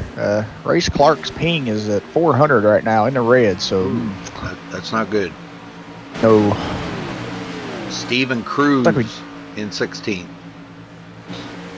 Looks like we do have a third driver going behind the wall tonight, and that is David Gordy. He'll take his car behind the wall here this evening for the third car out. And you know, it's kind of funny because I didn't even, yeah, okay, there we go. I see him now. All right. Carson Abwe gets back on the lead lap, and now in 17th, the last one on the lead lap.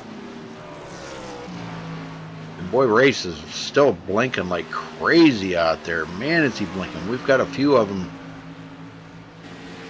Like Wade Lear, he's watching this out his windshield and not knowing what to think. You know, what do you think? Let's ride along with him for a minute and watch Race Clark blinking up there. It's like you don't know where he's going to be. You know, how do you pass somebody that's blinking like that? Very carefully. I would think that they're probably communicating to him or something, telling him, you know, hey, look, man, you're blinking really bad. Yeah. I know there was a few, races that, league-wise and stuff that I've been in and stuff like that. They actually want you to, if you're blinking, they want you to move off the track as, fast as possible, so you can, for the guys that aren't blinking. So we'll see what happens here with this, and keep an eye on it, and hopefully his blinking will clear up here in a little while, and he can continue racing as hard as these guys up front are. Well, Wade Lear does clear Race Clark, and he will go into 9th. Race comes back on the outside. So yeah, Race battled back. I spoke a little too soon right there. Good battles. Cody Wright in 11th. Austin Nielsen back to 12th. Zach Trevino now taking a look to the inside of Cody Wright, and will take up Austin Nielsen. Oh, and he got loose. Hits the pit cone, and boy, is he trying to keep it off of the track, but he saves it. Wow, what a piece of driving by Zach Trevino. That was some great driving right there by Zach. He lost a lot of positions, but I'll tell you what, he kept that thing from hitting anybody else or hitting the wall or anything. So, great job, Zach. Nice driving. Cameron Rich putting some distance on Tanner Sharp, and now Tanner's got some company back here with Samuel Close.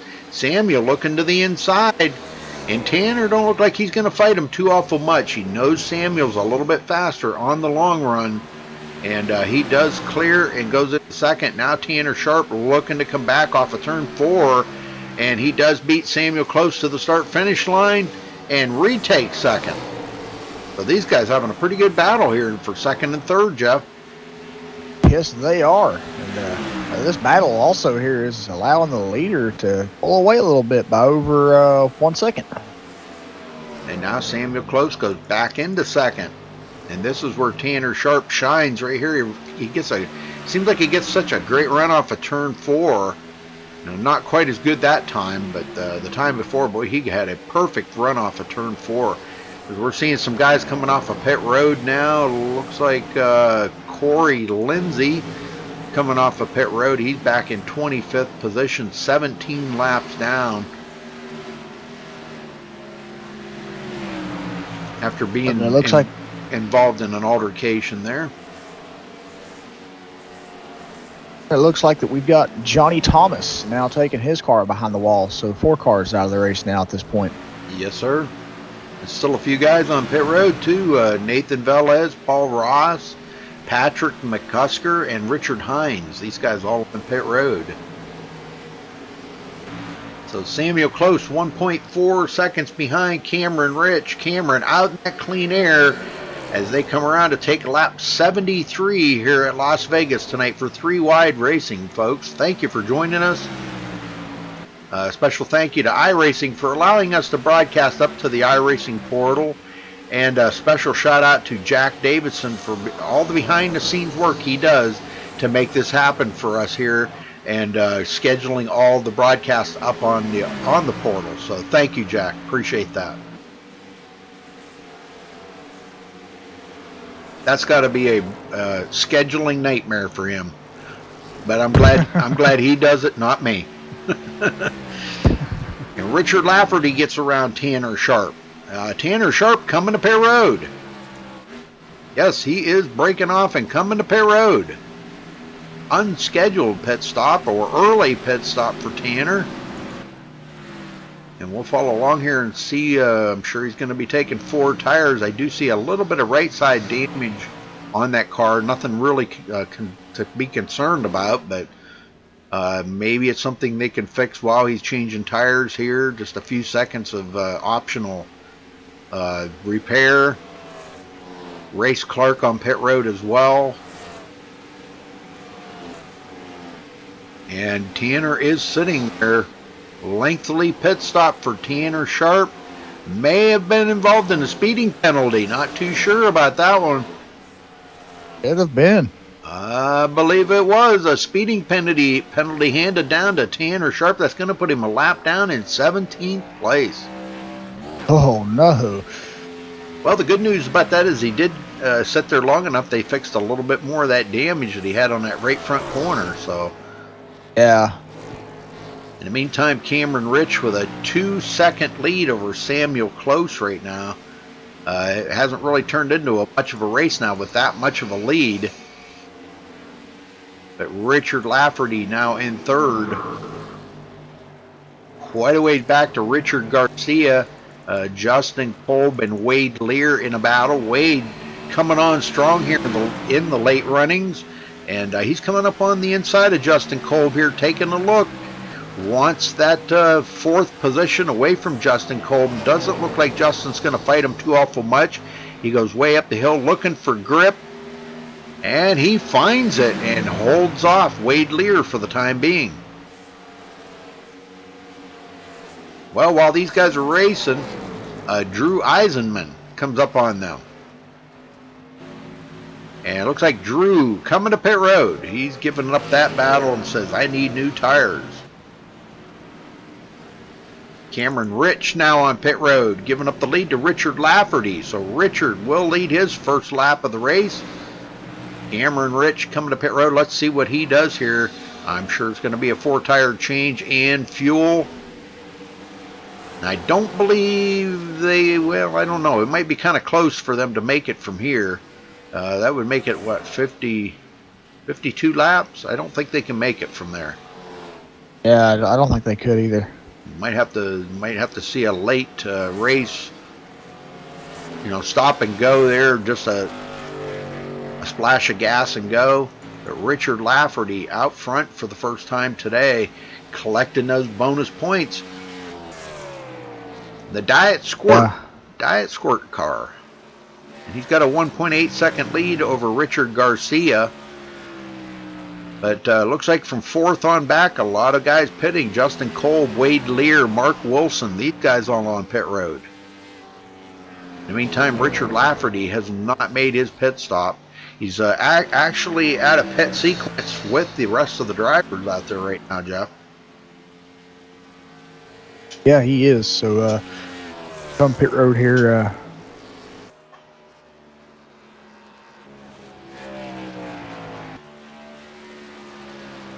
It looks like Paul Ross, Nathan Velez, and Johnny Thomas all out of the race.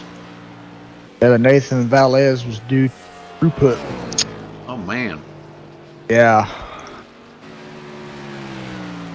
Did connect back to iRacing, but I see on TeamSpeak he lost the connection again, so I don't know how that's corresponding here with iRacing. It's still showing he is still in iRacing after coming back, but he has lost connection again. TeamSpeak, so we'll see if he can stay in the race and hopefully get finish here. I see Johnny Thomas returned to TeamSpeak, but I haven't seen him come back into the race server yet. Is Richard Lafferty? He's in the race server. Does he? Okay. Richard Lafferty has the whole field 1 lap down right now, but only Wow. because he's out of pit sequence. Yeah. Once he pits, that's going to put Cameron Rich back into it. Oh, Matt Hackathorn smoking. Yeah, he blew the motor. Yes, he did. And as that happened, Richard Lafferty brings the number 8 machine down pit road. Yes, he is. He's on pit road. That'll give the lead. Well, Cameron Rich and those guys get by, which he'll have to go clear around the track and pass up Richard Lafferty. It's probably going to be just about perfect timing. He'll come off pit road and meld in with these guys, blend in with them, and he'll probably be right up there in about the top 5 after he pits.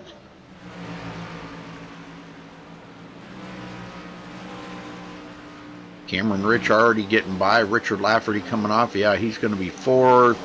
May even drop a couple more positions here. He might be 6th or 7th. Good pit stop for Richard Lafferty. As Cameron Rich retakes the lead here, led 52 laps so far in this race, guys.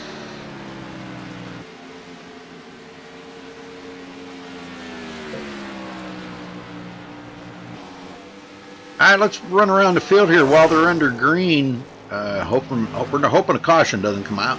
Cameron Rich started on the pole today, has led 53 laps, running in 1st. Samuel Close started 10th today.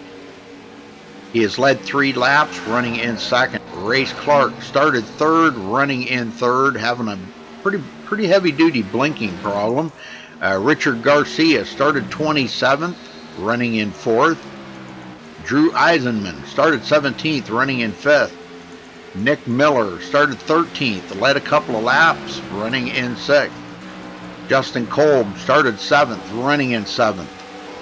Cody Wright started 15th, running in 8th. Wade Lear started 9th and running in 9th. Richard Lafferty just coming off pit road here with fresh tires, started 6th today, led 6 laps. Put the whole field a lap down, and has pitted now and comes back out 10th. Austin Nielsen started 16th today, running in 11th.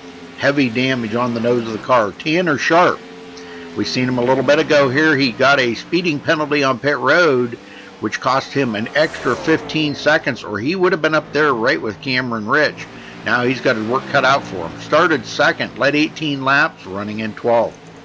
Zach Trevino started 11th, running in 13th. A little damage on his car there on the left front. Mark Wilson on the tail there of Zach Trevino, and we have a caution, folks.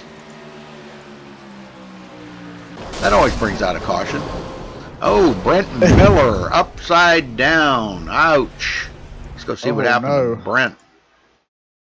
I'm seeing he was by himself here.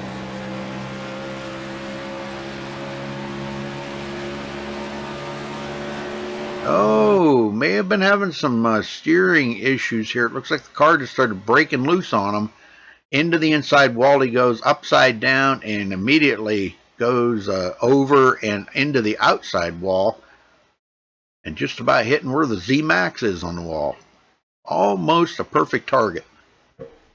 Ooh. All right, he's on pit road, and now back up front here, Cameron Rich. Didn't want to see them guys close up on him. He was having a pretty good lead out there, staying ahead of Samuel Close, Race Clark.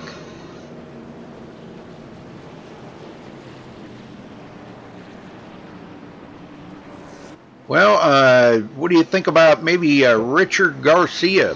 If we can find him, we'll try to get a word in with Richard. Oh, wait a minute. Maybe they're coming to pit road here. Hold on. Yep, they're coming to pit road, so we'll have to wait till they come off pit road.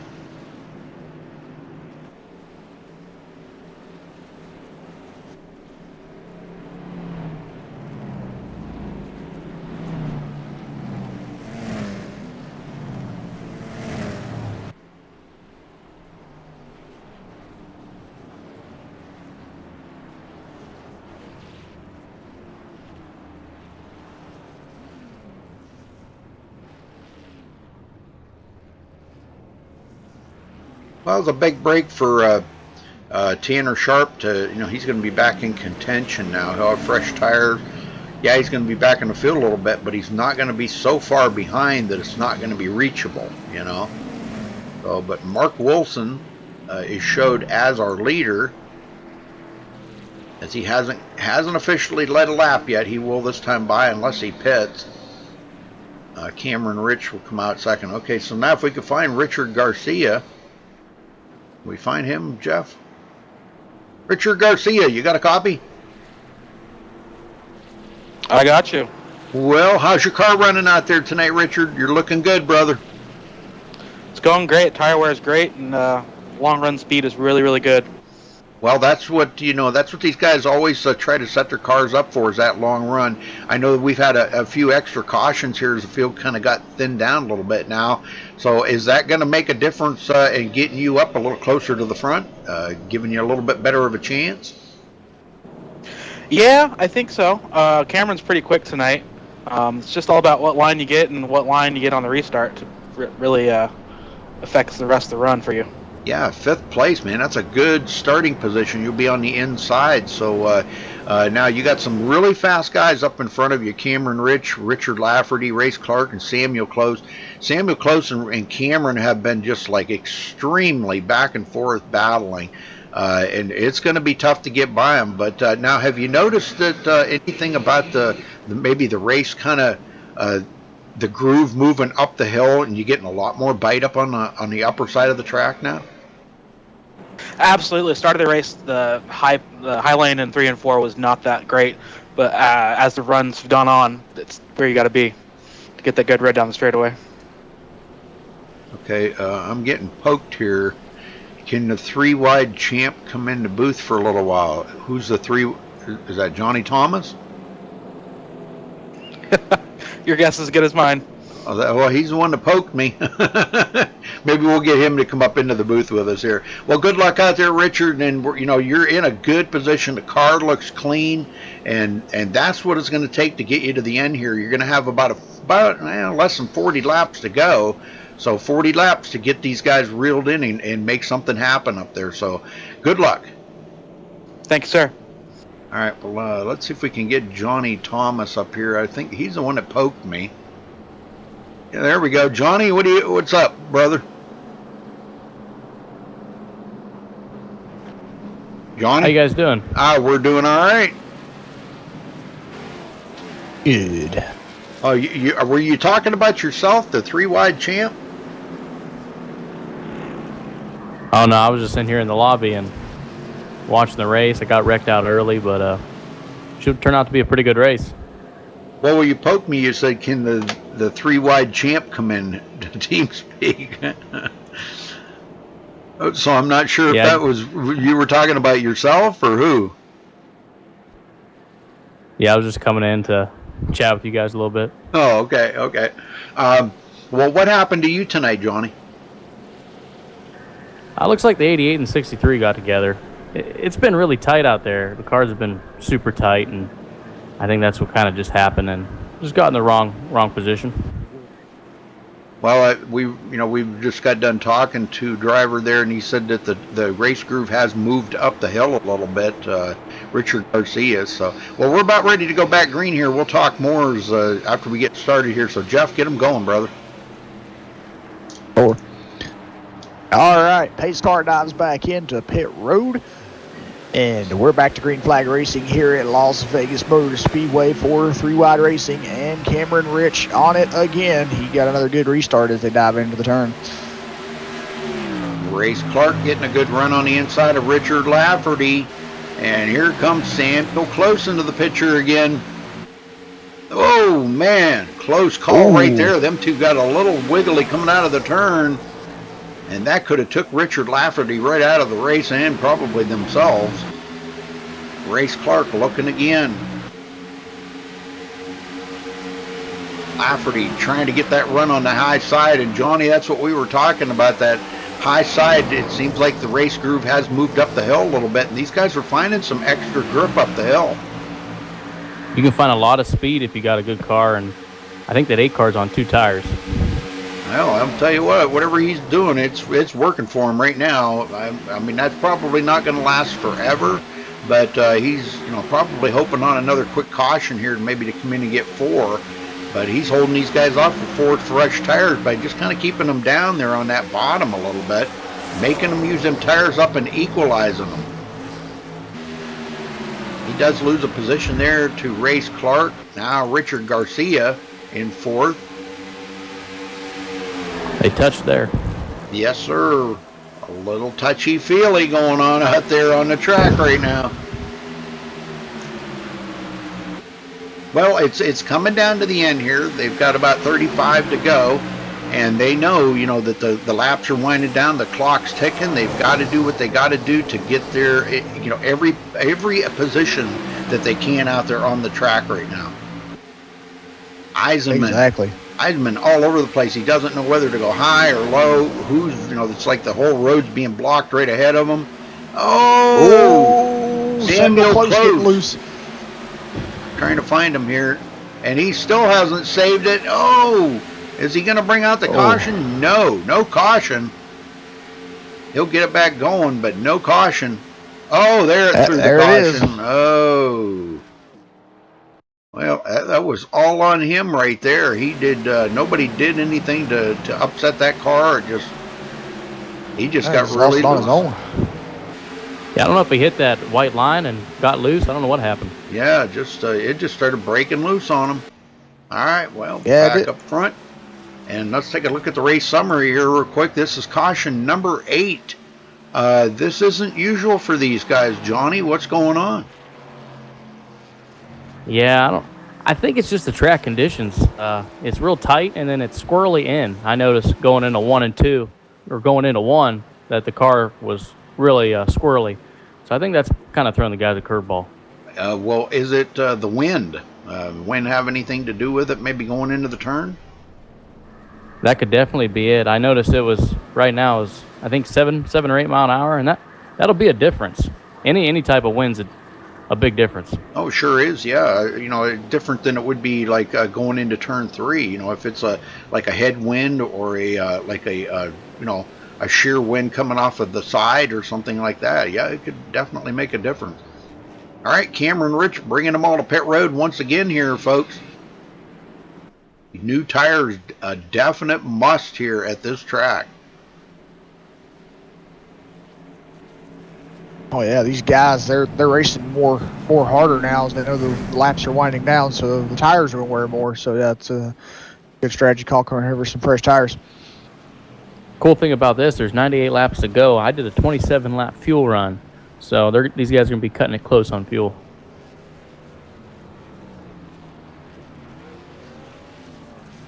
Wow, good pit stop there by Richard Lafferty. But Mark Wilson will stay out. He will be. I believe that was just a 2-tire pit for Richard. Yes, it was. He took right side tires last pit stop. I wonder if he took lefts. You might have to go back and check that out. See which. I didn't pay attention to see which side he took. Let's do that. And your hunch was correct there, Johnny. It was left side tires. Yeah, you're just trying to even them out now. Yeah. Well, we got a few guys in the back of the field here, many laps down. I'm not sure how many more positions they're going to be able to pick up, but Kevin Finn in 26th position. He is 38 laps down. Mike Stevens, 27th, 40 laps down. Patrick McCusker in 28th position, 53 laps down, and Nathan Velez coming back to pit road here, but he was back out on the track and he is 60 laps down right now. Or 59, excuse me, 59 laps, back in 29th position. So, but Mark Wilson. Yeah, it's good. Are you to go ahead? No, I'm done. Oh, okay. I was just going to say it's good to see Nathan back on track there. We know a little bit ago he was having some connection issues to the room there. He received throughput a couple times, so it's good to see him back out there trying to scrounge some positions for points. To be honest, that Richard Garcia, I've never heard of him, and he's running in 6th place. That's a pretty good run. Yeah, we just talked to him. He said his car seemed really good on the track. And, here's something that I always look at, Johnny, is look how nice and clean that car looks. He doesn't have a scratch on it. Yeah, you can tell a driver, if he's saving his car, you can tell a good driver if he's saving his car for the end of the race. So, my hat's off to Richard Garcia. He's doing a heck of a job. He does have just a tick of damage on the right front corner, but nothing to be concerned about. It's not going to affect the aerodynamics or the handling of that car whatsoever. So he said the car really felt good on the long run, and that's what he's waiting for. Hopefully get a 30-lap fuel run. That'll be nice on see who can make it. Well, Mark Wilson staying out, everybody else pitting. Richard Lafferty will start on the outside of the front row as the lights go out here, and we're ready to go back racing for 3 Wide Racing here at Las Vegas tonight, folks. The Cup Series, the Chesapeake Diecast Cup Series.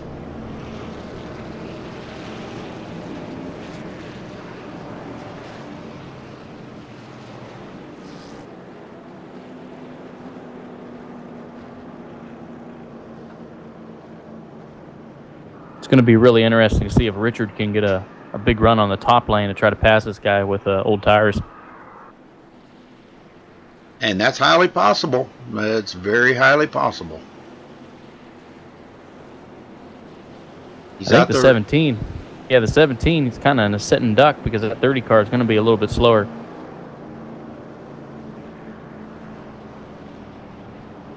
Yeah, he could get passed up there. We could see either Richard Garcia or Drew Heisman, Race Clark, one of these guys. They could drive around the outside of Cameron. But here we go, folks. Wind them up once again. Pace car about to head for pit road.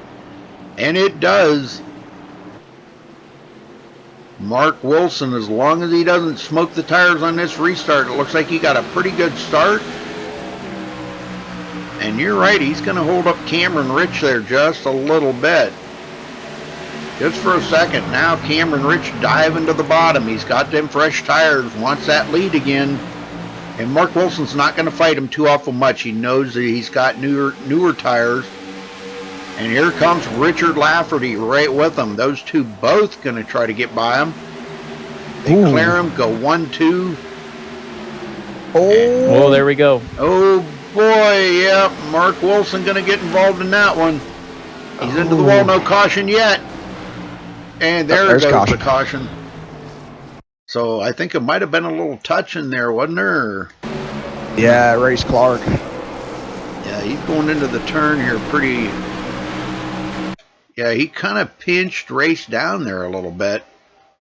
Yeah. I don't think Race meant to do that. It was just he kind of got pinched down a little bit and had nowhere to go. So, with that run that he had. And it looked like Mark had it saved, but something happened there and it kicked loose again on him, went to the outside. And then it finally went around right in front of traffic. That's all the product of that 30 car having old tires. It's really, really hard to drive when these guys have new tires. Yep. Oh, yeah. All right, he's going again. Cameron Rich back out front. And let's see, who can we talk to now? Let's see if these guys come to pit road here. They might want to, I don't know, you think they might want to come in and just freshen them tires up for this late run? Well, with this caution, I think all these guys can make it. So we'll see what happens. Yeah, I think fuel's not an issue right now. I think it's just, looks like he's going to bring them all to pit road once again. Yep, they're following him in. Oh, no. Tanner, he pulled a little... Ooh, he stayed out. Yeah, Tanner Sharp. A little switcheroo there, saying, nope, I'm going to stay out. Making the pits. Zach Trevino stays out as well, so... And Carson Obway. So 3 drivers staying out. Oh, Nick Miller staying out as well. We got some. It's going to be really interesting.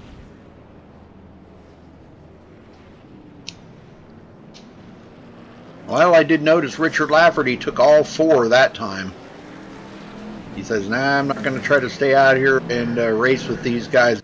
Not this late in the race, coming down to the closing here. 26 to go. You don't want to be stuck out there with 2 fresh tires and everybody else has new ones."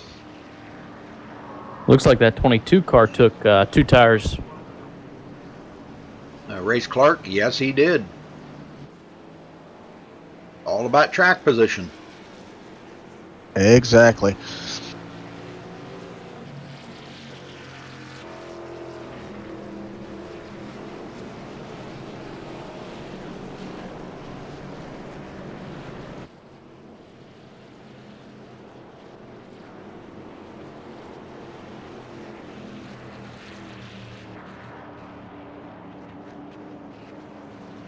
We know those 2 tire pits are doing pretty good for Richard, so we'll see how it does for race here as they come back out and get back in the group here that stayed out.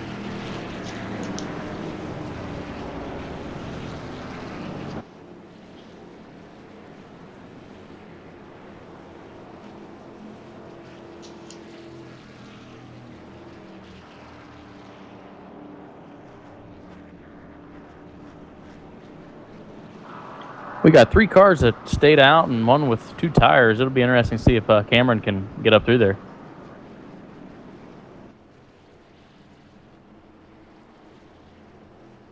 Yeah, this is going to be interesting on this restart. We've got a total mixture of everything.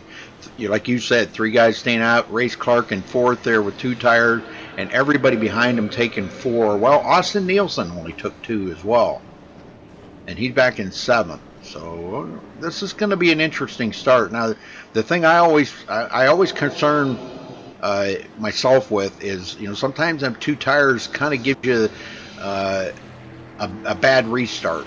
Whether you're going to, kind of check the field up, it's going to spread the field out. You want to make sure that they don't smoke their tires on this restart. Definitely want to start in 2nd gear. I know there's some drivers that start in 1st. I don't know if I'd want to do that or not. Yeah, not with old tires. You'll really start spinning. Starting 1st and quick shift to 2nd, and that's where I see a lot of guys on older tires or a 2-tire change when they do that quick shift to 2nd. It'll just kick the back end right around, and it just happens so quick you don't even have time to react. So hopefully that doesn't happen here on this restart, because we're going to have about 24 to go when we get the green here.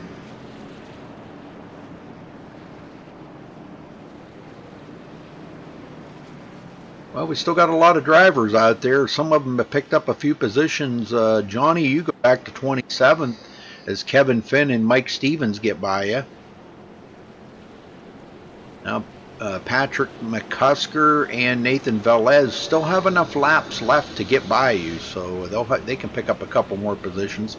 I know you don't want me to rub any salt in that wound, but I got to rub a little bit of salt in the wound. I know it wasn't your fault, Johnny. It's just that you were in the wrong place at the wrong time, and it just tough break. Well, you ready for next week? Definitely, I'm ready for next week. We go to, I don't even know where we go. Bristol, Iowa? What track? Iowa. Yeah, I'm pretty good there at Iowa. Just been a tough race. I've had a good year, 2nd in points. This will put me down a little bit. All right, here we go. Pace cars in. Tanner Sharp in command. Waiting on that green, and there he goes on the loud pedal. And Nick Miller with a great start will quickly jump right into 2nd place, and we got a 3-way battle back here. Cameron Rich, Race Clark, and Richard Lafferty going at it. Cameron Rich going to come out of it in 3rd now. Richard Lafferty gets by Race Clark, goes into 4th. So a little bit of changing going on up here. And here comes Garcia to 6th. You got around Austin Nielsen. Austin still has that damage on his car, but I'll tell you what, he is still very fast out there right now, Johnny. Yeah, maybe that damage is helping him a little bit, get through those turns a little bit better. Yeah, I've driven cars like that where It just seemed like the damage helped them turn better and everything, you know. And we have another caution. Oh my, we got a bunch of them into that one. That would be Samuel close into that one. Oh no. Well, let's go back and take a look and see what happened to Samuel here. He may have been a victim on that one. I'm not really sure. We're going to find out.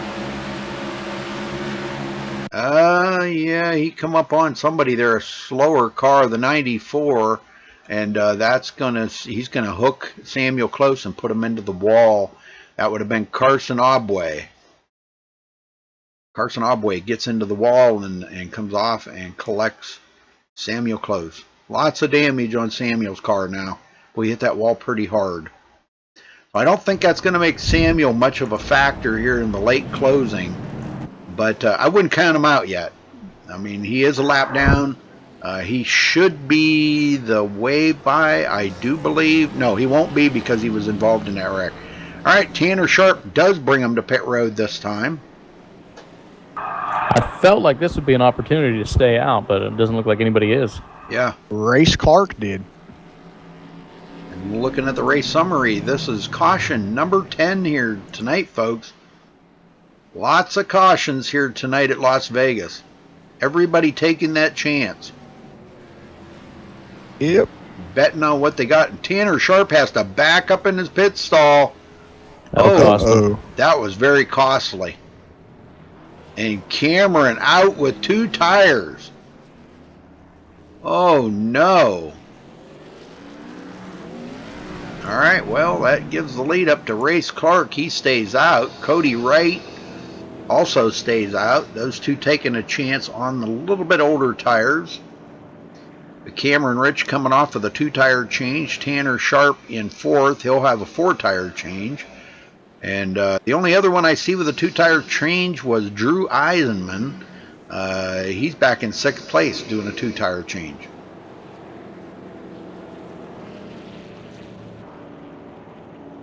Well, I'm going to... Cameron Rich, you got a copy? Yes, sir. Well, Cameron, 2 tires on that pit stop. Do you think that was a smart call? You know, honestly, I don't know. The way this race is going out, or playing out, you know, anything goes really. So just kind of hold on and hope for the best. Well, I mean, you know, I'm not criticizing the call. I'm just asking you, do you think that, knowing that everybody behind you took 4 tires, or some of the guys took 4 tires, I should say, do you think that was a good call now that you got 2 guys out front that stayed out on older tires? How are you going to manage that and getting around them? Yeah, I mean, I would do it over and over again, you know, if I had the second opportunity to do it. We only had 1 lap on the left, so I don't think it'd be too much of a problem. All right, well, you're 20 to go here. Do you think we've seen the last of the cautions now, and do you think these guys are going to settle in for the finish here, the long green flag run to the finish? You know, I wish I could tell you that we were going to go green to the end, but the way it's been playing out, I mean, it's...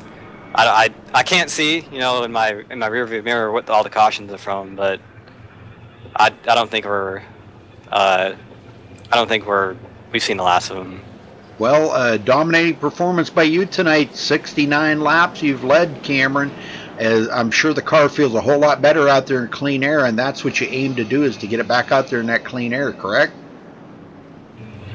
Yeah, I'm gonna go for it. You know, I'm gonna try to put on a show for everyone watching. All right. Well, you're starting 3rd. You're going to be starting right behind Race Clark. So good luck out there, Cameron. We'll be watching to see if you can get up there and take this victory tonight. Thanks, guys. Sorry about that, Jeff. I was just right there and I grabbed him. Oh no, I didn't even have my cursor on him. Looks like the 22 is going to take the outside there. Okay, he's going to be starting on the outside, so maybe that's even better for Cameron to try to get up there. But Ray's still blinking. I'm not going to be able to stay on him, so I'll stay on Cody right here for a minute. Race has been blinking pretty much the whole race. We're going to have 18 to go when we get the green, Jeff, so get him going here, brother. Yep. This might benefit Tanner with those 4 tires if race gets a good restart.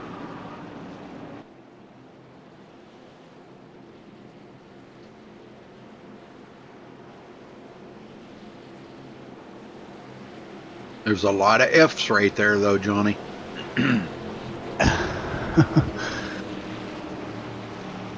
We're about to find out, though, right here.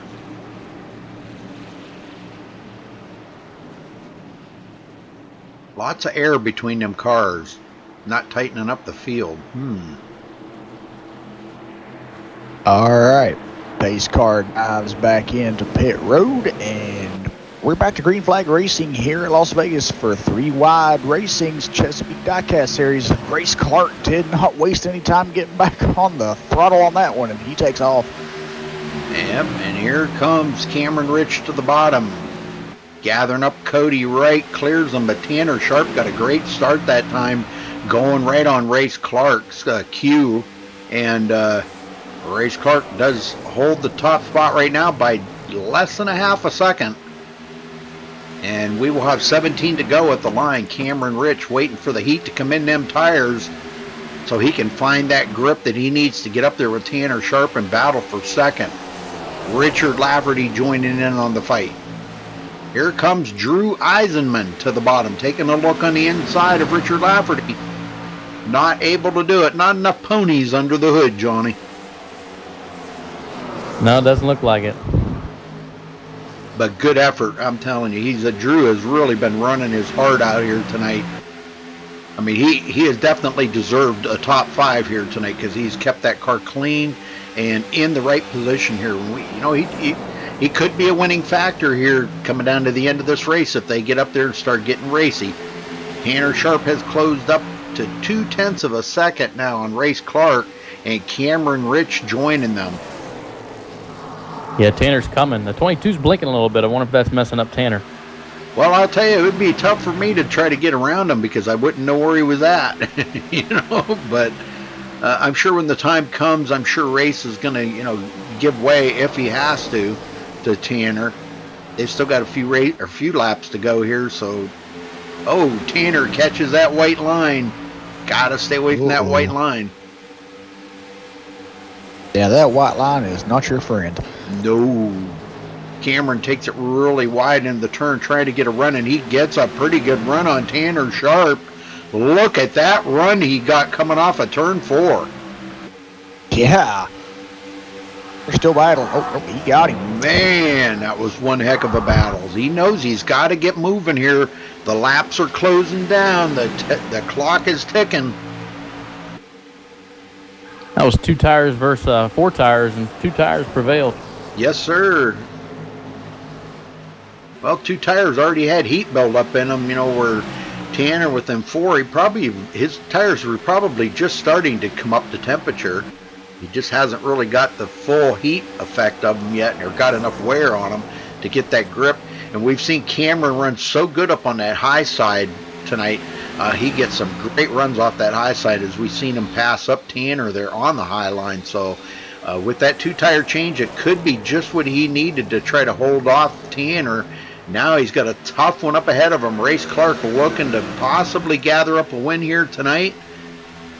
And he's doing quite well out there with a 2-tire change. The 2 leading out here, first and second, with only 2 tires. Yeah, all 3 of these guys don't have wins, and 1 win gets you in the chase. So I know all 3 of these guys are going to try to go for it. Coming to 11 to go this time by. And you just kind of wonder what these guys are, what they're sitting there thinking right now as they're coming around. And, they see Race Clark out there with the 2 tires. Tanner's looking at it. He's looking at the situation here. Not sure if he's really aware of, his pit crew probably didn't tell him whether those 2 front guys up there took 2 tires or 4 tires. But, I don't know. He may be listening on the broadcast. I don't like to give information like that out on the broadcast, but I probably already did. Now he knows they're on 2 tires, and this could play a factor right here with him with them 4 tires now that they're coming up to temp, and we just seen Cameron there just tap that outside wall just ever so lightly. So he's using the wall here to kind of feather his speed, just barely tapping it to keep that car steady. We're coming up on lap traffic, so how much is that going to play into it? Mark Wilson. Yeah, hopefully Steven just goes high. Yep, Mark that's Wilson Wilson just ahead of him. Yep. Oh, man. I don't think he's seen them coming. That was real close right there. He would have took out all three of them. Yeah. Now, I think right now Tanner's Races Clark best friend right here, trying to battle with Cameron. Yep, Drew Eisenman does go into second. He used that lap traffic to get by Lafferty. And here comes Richard Garcia. He gets by Lafferty as well. Lap traffic is starting to make a huge effect here on the outcome of this race.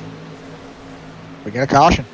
Yes, sir. I just seen a, not sure who that was back here. I'm going to go back and watch this. But, oh, yeah, Austin Nielsen gathered up into that. So, and that was involved in some lap traffic. I did notice that. Somebody got into the outside wall there just ahead of them. And I think Austin was just a victim of that. I'm watching here now. They go into turn one. This is, yeah, right there. Let me get up to that.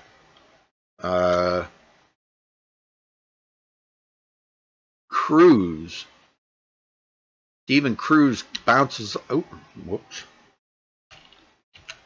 Bounces off of the wall here. And when he did, he's kind of out of shape right there. He gets hit by the number 38 of Cody Wright, and also gathers up the number 9. He got his number 9, you know. That's a tough break for Nick Miller. He was having a pretty good run. Yeah, yeah. Nick Miller, yep. He's going to, oh boy, I mean to tell you, he went right through the middle of both of them. Whoa. Milwaukee. Boy, that's a car I haven't seen around in a while. Milwaukee. All right, back up front here. And the leader is bringing everybody to pit road once again here, folks. Race Clark. Let's see. Stayed out. Yeah, he stayed out. Well, he's taking a heck of a chance. Him and Richard Lafferty. Now, these guys here, Tanner Sharp, Cameron Rich, stopped for, I believe, it's going to be a 4-tire change. They could try to. It's going to be a short stint to the end. Oh, yeah. This is going to be crazy. Yeah, Cameron Rich off pit road, Tanner Sharp off. So, yeah, this is going to be pretty crazy. This is going to get really interesting now with all these guys that stayed out on older tires. Race Clark, Richard Lafferty, Justin Kolb, and Wade Lear all stay out. Yeah, so these 4 guys, they're staying on these old tires. We got these other guys coming in for fresh tires. So this is really going to make this possibly I say it'd be a 3-lap dash to the finish. It's going to make that interesting. Those 4 guys up front on those old tires.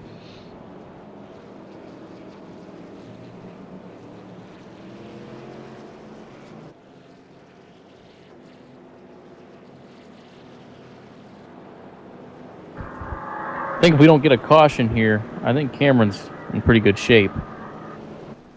Yeah. Yeah, I think so. And Tanner Sharp, too. You know, Tanner, he battled back from a lap down. And that, you know, he got caught there with a speeding penalty, and that put him a lap down. And to come back from that and to be up there running in the tops, you know, top 5 or 6, that says a lot about the Sharp's car here tonight. It's been really, really good.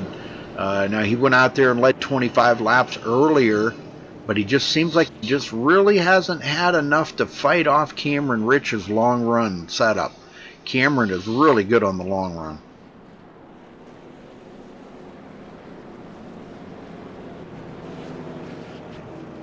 Well, we're about to find out, guys, just how good these guys are now with these guys up front of them having older tires. This is going to get crazy.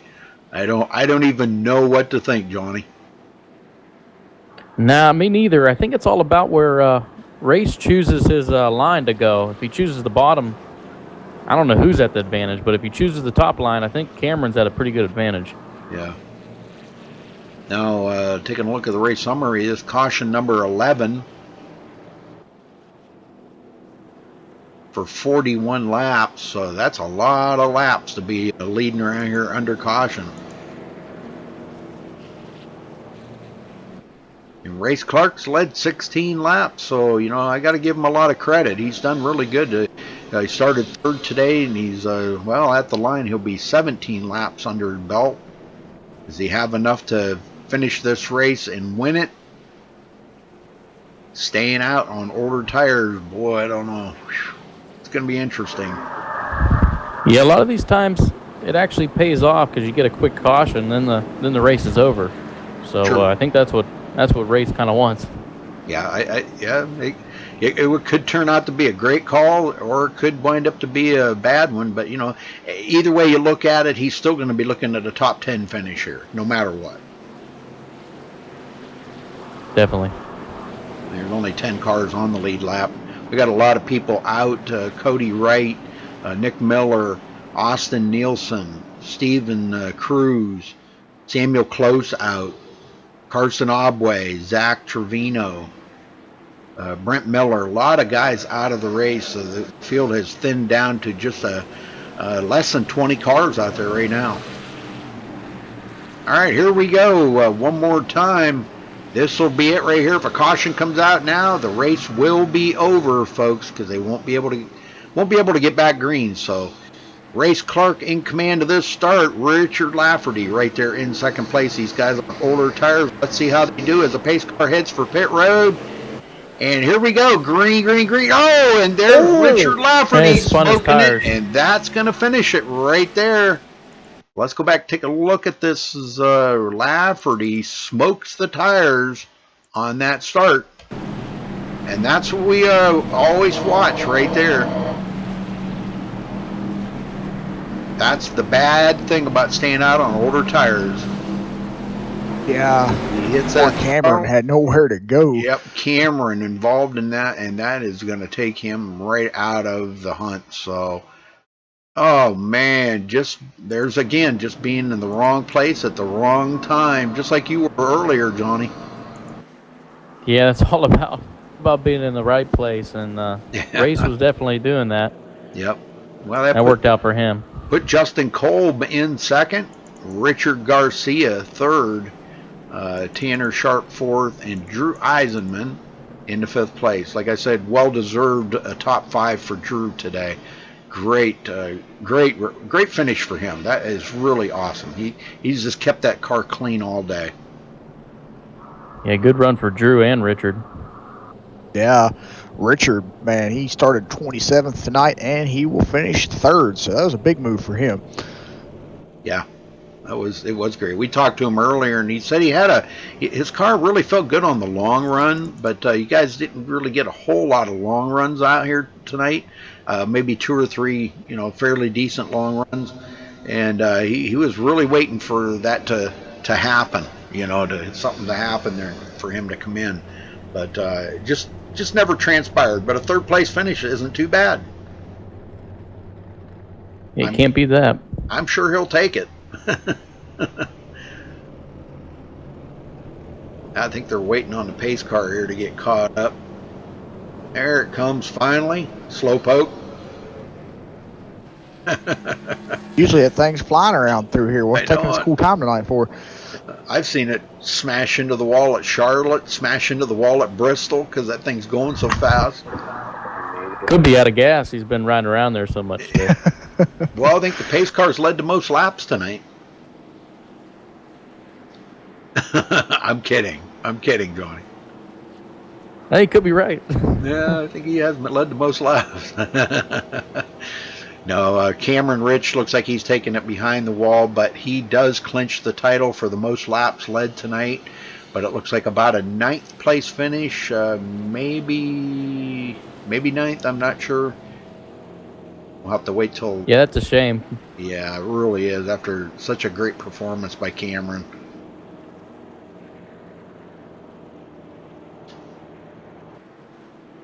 Well, they're coming to get the white flag. One more lap to go. It will finish under caution. Congrats to Race Clark here. If nothing changes here in the last lap, somebody doesn't get wrecked or something like that, because I have seen that happen.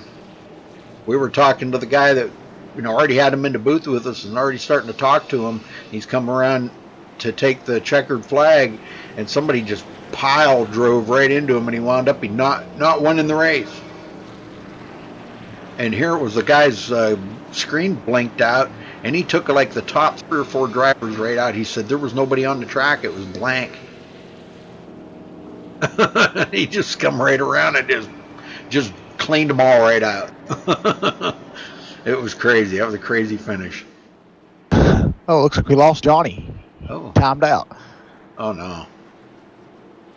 Well, if you want, drag Race Clark up here, and we'll wait till he officially crosses the line here for the win.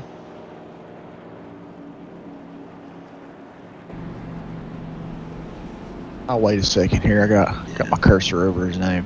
He'll lead 21 laps here as he takes the checkered flag. You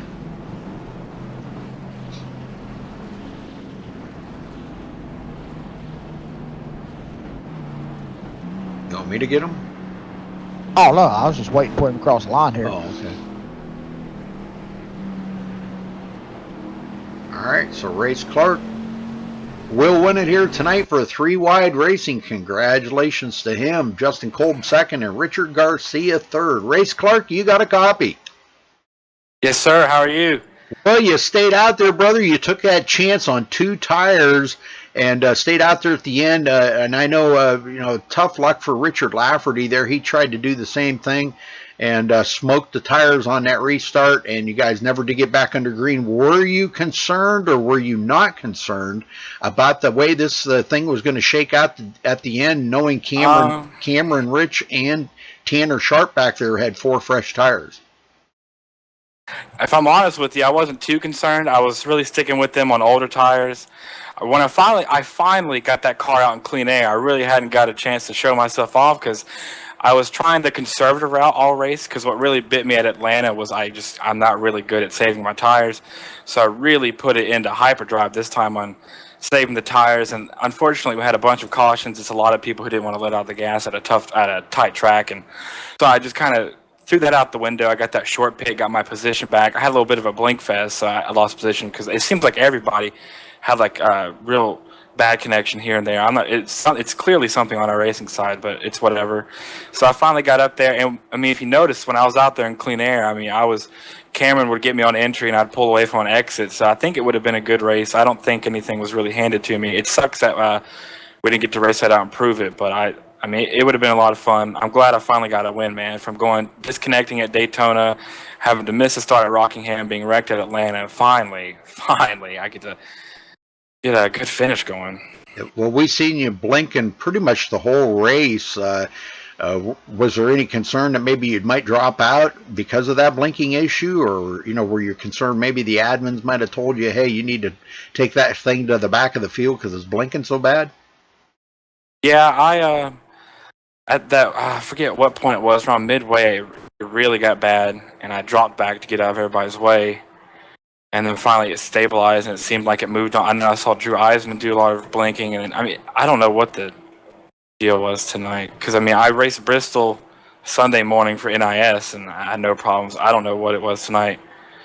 Well, it seems that was the general complaint tonight. You could be right, as far as, the servers, because I know last night when I did a broadcast, people were blinking in there that never blink. There were people that would be blinking out for maybe 20 or 30 seconds. They'd be just gone. You think, oh, they're going to drop out. Yeah. Pretty soon, all of a sudden, here they pop back up again. And so weird things have been going on lately. And I just think it's, like you said, iRacing, something going on with that. Yeah. So, well, congratulations to your victory here tonight, Race. Are you ready to move on to Iowa next week? I am. I'll probably be mid-pack there. Iowa's not really my thing. Iowa and Richmond. I would, if you don't mind, I'd like to thank Tanner Sharp and Sharp Motorsports, Nathan Velez, and everybody there at Sharp Motorsports. Appreciate them, and I appreciate Corey for hosting the league and everybody who races. Had It wasn't a pretty race tonight. That's not a reflection of how we race. Hopefully we can get this cleaned up because that was pretty sorry tonight. But overall, I'd just like to thank everybody. Thank you guys for broadcasting. I really do appreciate it. I love getting interviewed. I love talking to y'all. I got to win. That's my motivation. I got Heck to win so I yeah. can talk to you all. That's right. There you go. Well, good calls on your pit stops and everything tonight, racing. Victory lane it is for you. So go celebrate, and we will see you next week at Iowa. Yes, sir. Thank you so much. All right, Jeff, you got second? Yep, Justin Kolb, you got a copy. Yes, sir.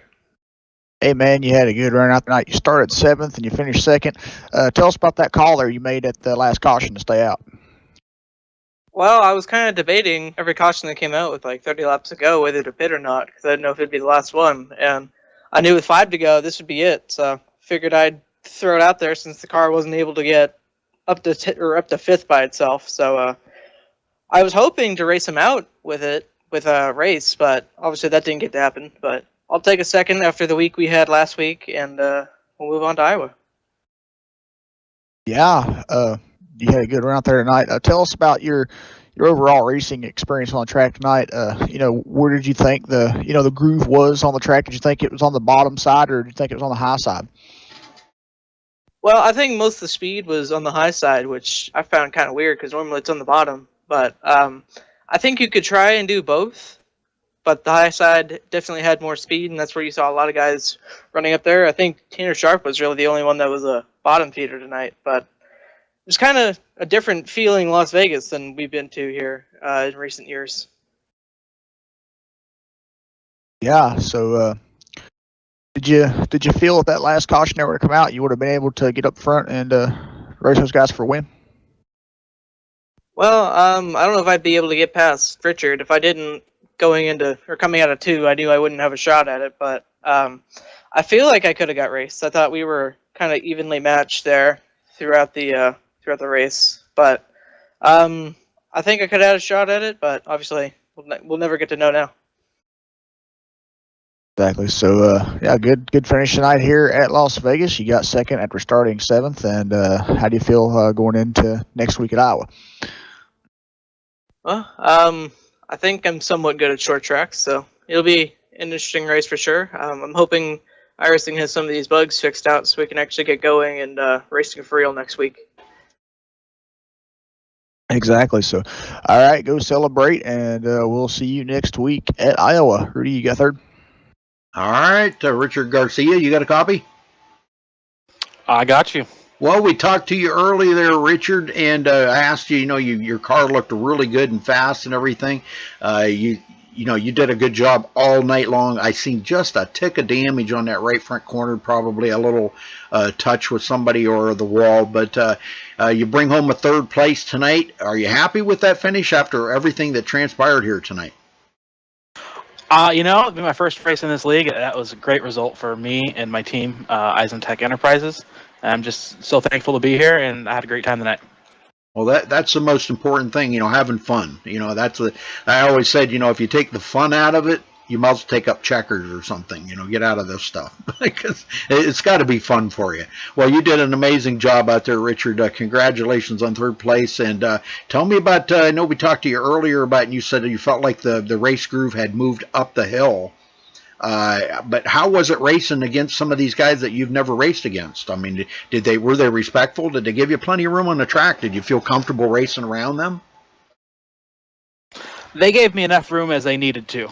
And I wasn't expecting a ton of room being my first race out there, but they were really nice. They were a joy to race with. And I hope to race with them just as hard next week at Iowa. All right. Well, it's going to be an interesting race in Iowa next week. As Jeff will tell you, that's my favorite community swimming pool, Iowa Racetrack. I think it would be great to just fill it in with water and turn it into a community swimming pool.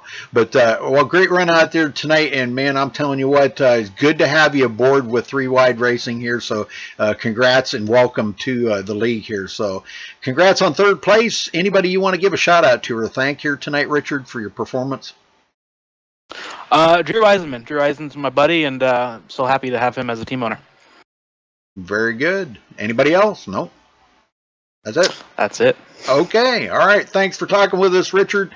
And congrats on third. And we'll see you next week. Thank you so much. All right, let's run down through the results here, folks. Race Clark with a gutsy call, but boy, it was a good one. Hey, they got to take a chance here in Las Vegas, for the win. So, and he did it tonight, staying out there on them older tires and finished first place. Justin Kolb in second. Richard Garcia taking home third. Tanner Sharp fourth. Drew Eisenman 5th, Wade Lear 6th, Chad Brown 7th, Mark Wilson 8th, Brandon Kaufman 9th, and Cameron Rich finishing in 10th place. Jeff? Yep, we got Richard Lafferty finishing in 11th, Donald Bell 12th, Cody Wright 13th, Austin Nilsson in 14th, Nick Miller 15th, Stephen Cruz in 16th, Skylar Nissel 17th, Richard Hines 18th, Corey Lindsay 19th, and Samuel Close finishing in 20th. Rudy? All right, Carson Abwe finishes 21st, Zach Trevino 22nd, Kevin Finn 23rd, Mike Stevens 24th, Matt Hackathorn started the race late. I believe he even started on pit road, was a couple laps down and came back and had a really good car and got into a couple altercations out there, finishes 25th. Brent Miller 26th. Johnny Thomas was in the booth with us for a little while there, and Johnny just in the wrong place at the wrong time, gets caught up in some other wreckage that was going on out there, finishes 27th. Patrick McCusker 28th. Nathan Velez, disappointing performance tonight for Nathan. Just seemed like he just was caught up in almost every wreck out there tonight, Jeff. But he finishes 29th. Paul Ross in 30th. Carlos Acosta in 31st. Crystal Nelson in 32nd. And David Cordy, I don't believe, started the race, but he will be scored in 33rd. So again, congratulations to our winner here tonight, Race Clark. Tanner, you're in here? You got an announcement or something to say, or just chilling out? Just chilling out. Okay, all right. Listen to you guys. Listen to your fine voices here tonight. Okay, all right. Okay, well, thanks for joining us here, folks, at 3 Wide Racing. Thanks for joining us on MaxSpeedTV, and we will be back tomorrow night for another broadcast here on MaxSpeedTV. Man, I'm all tongue-tied tonight. Well, anyhow, congratulations here to Race Clark, and that'll wrap it up for us tonight. See you then. Stay safe and have a good night.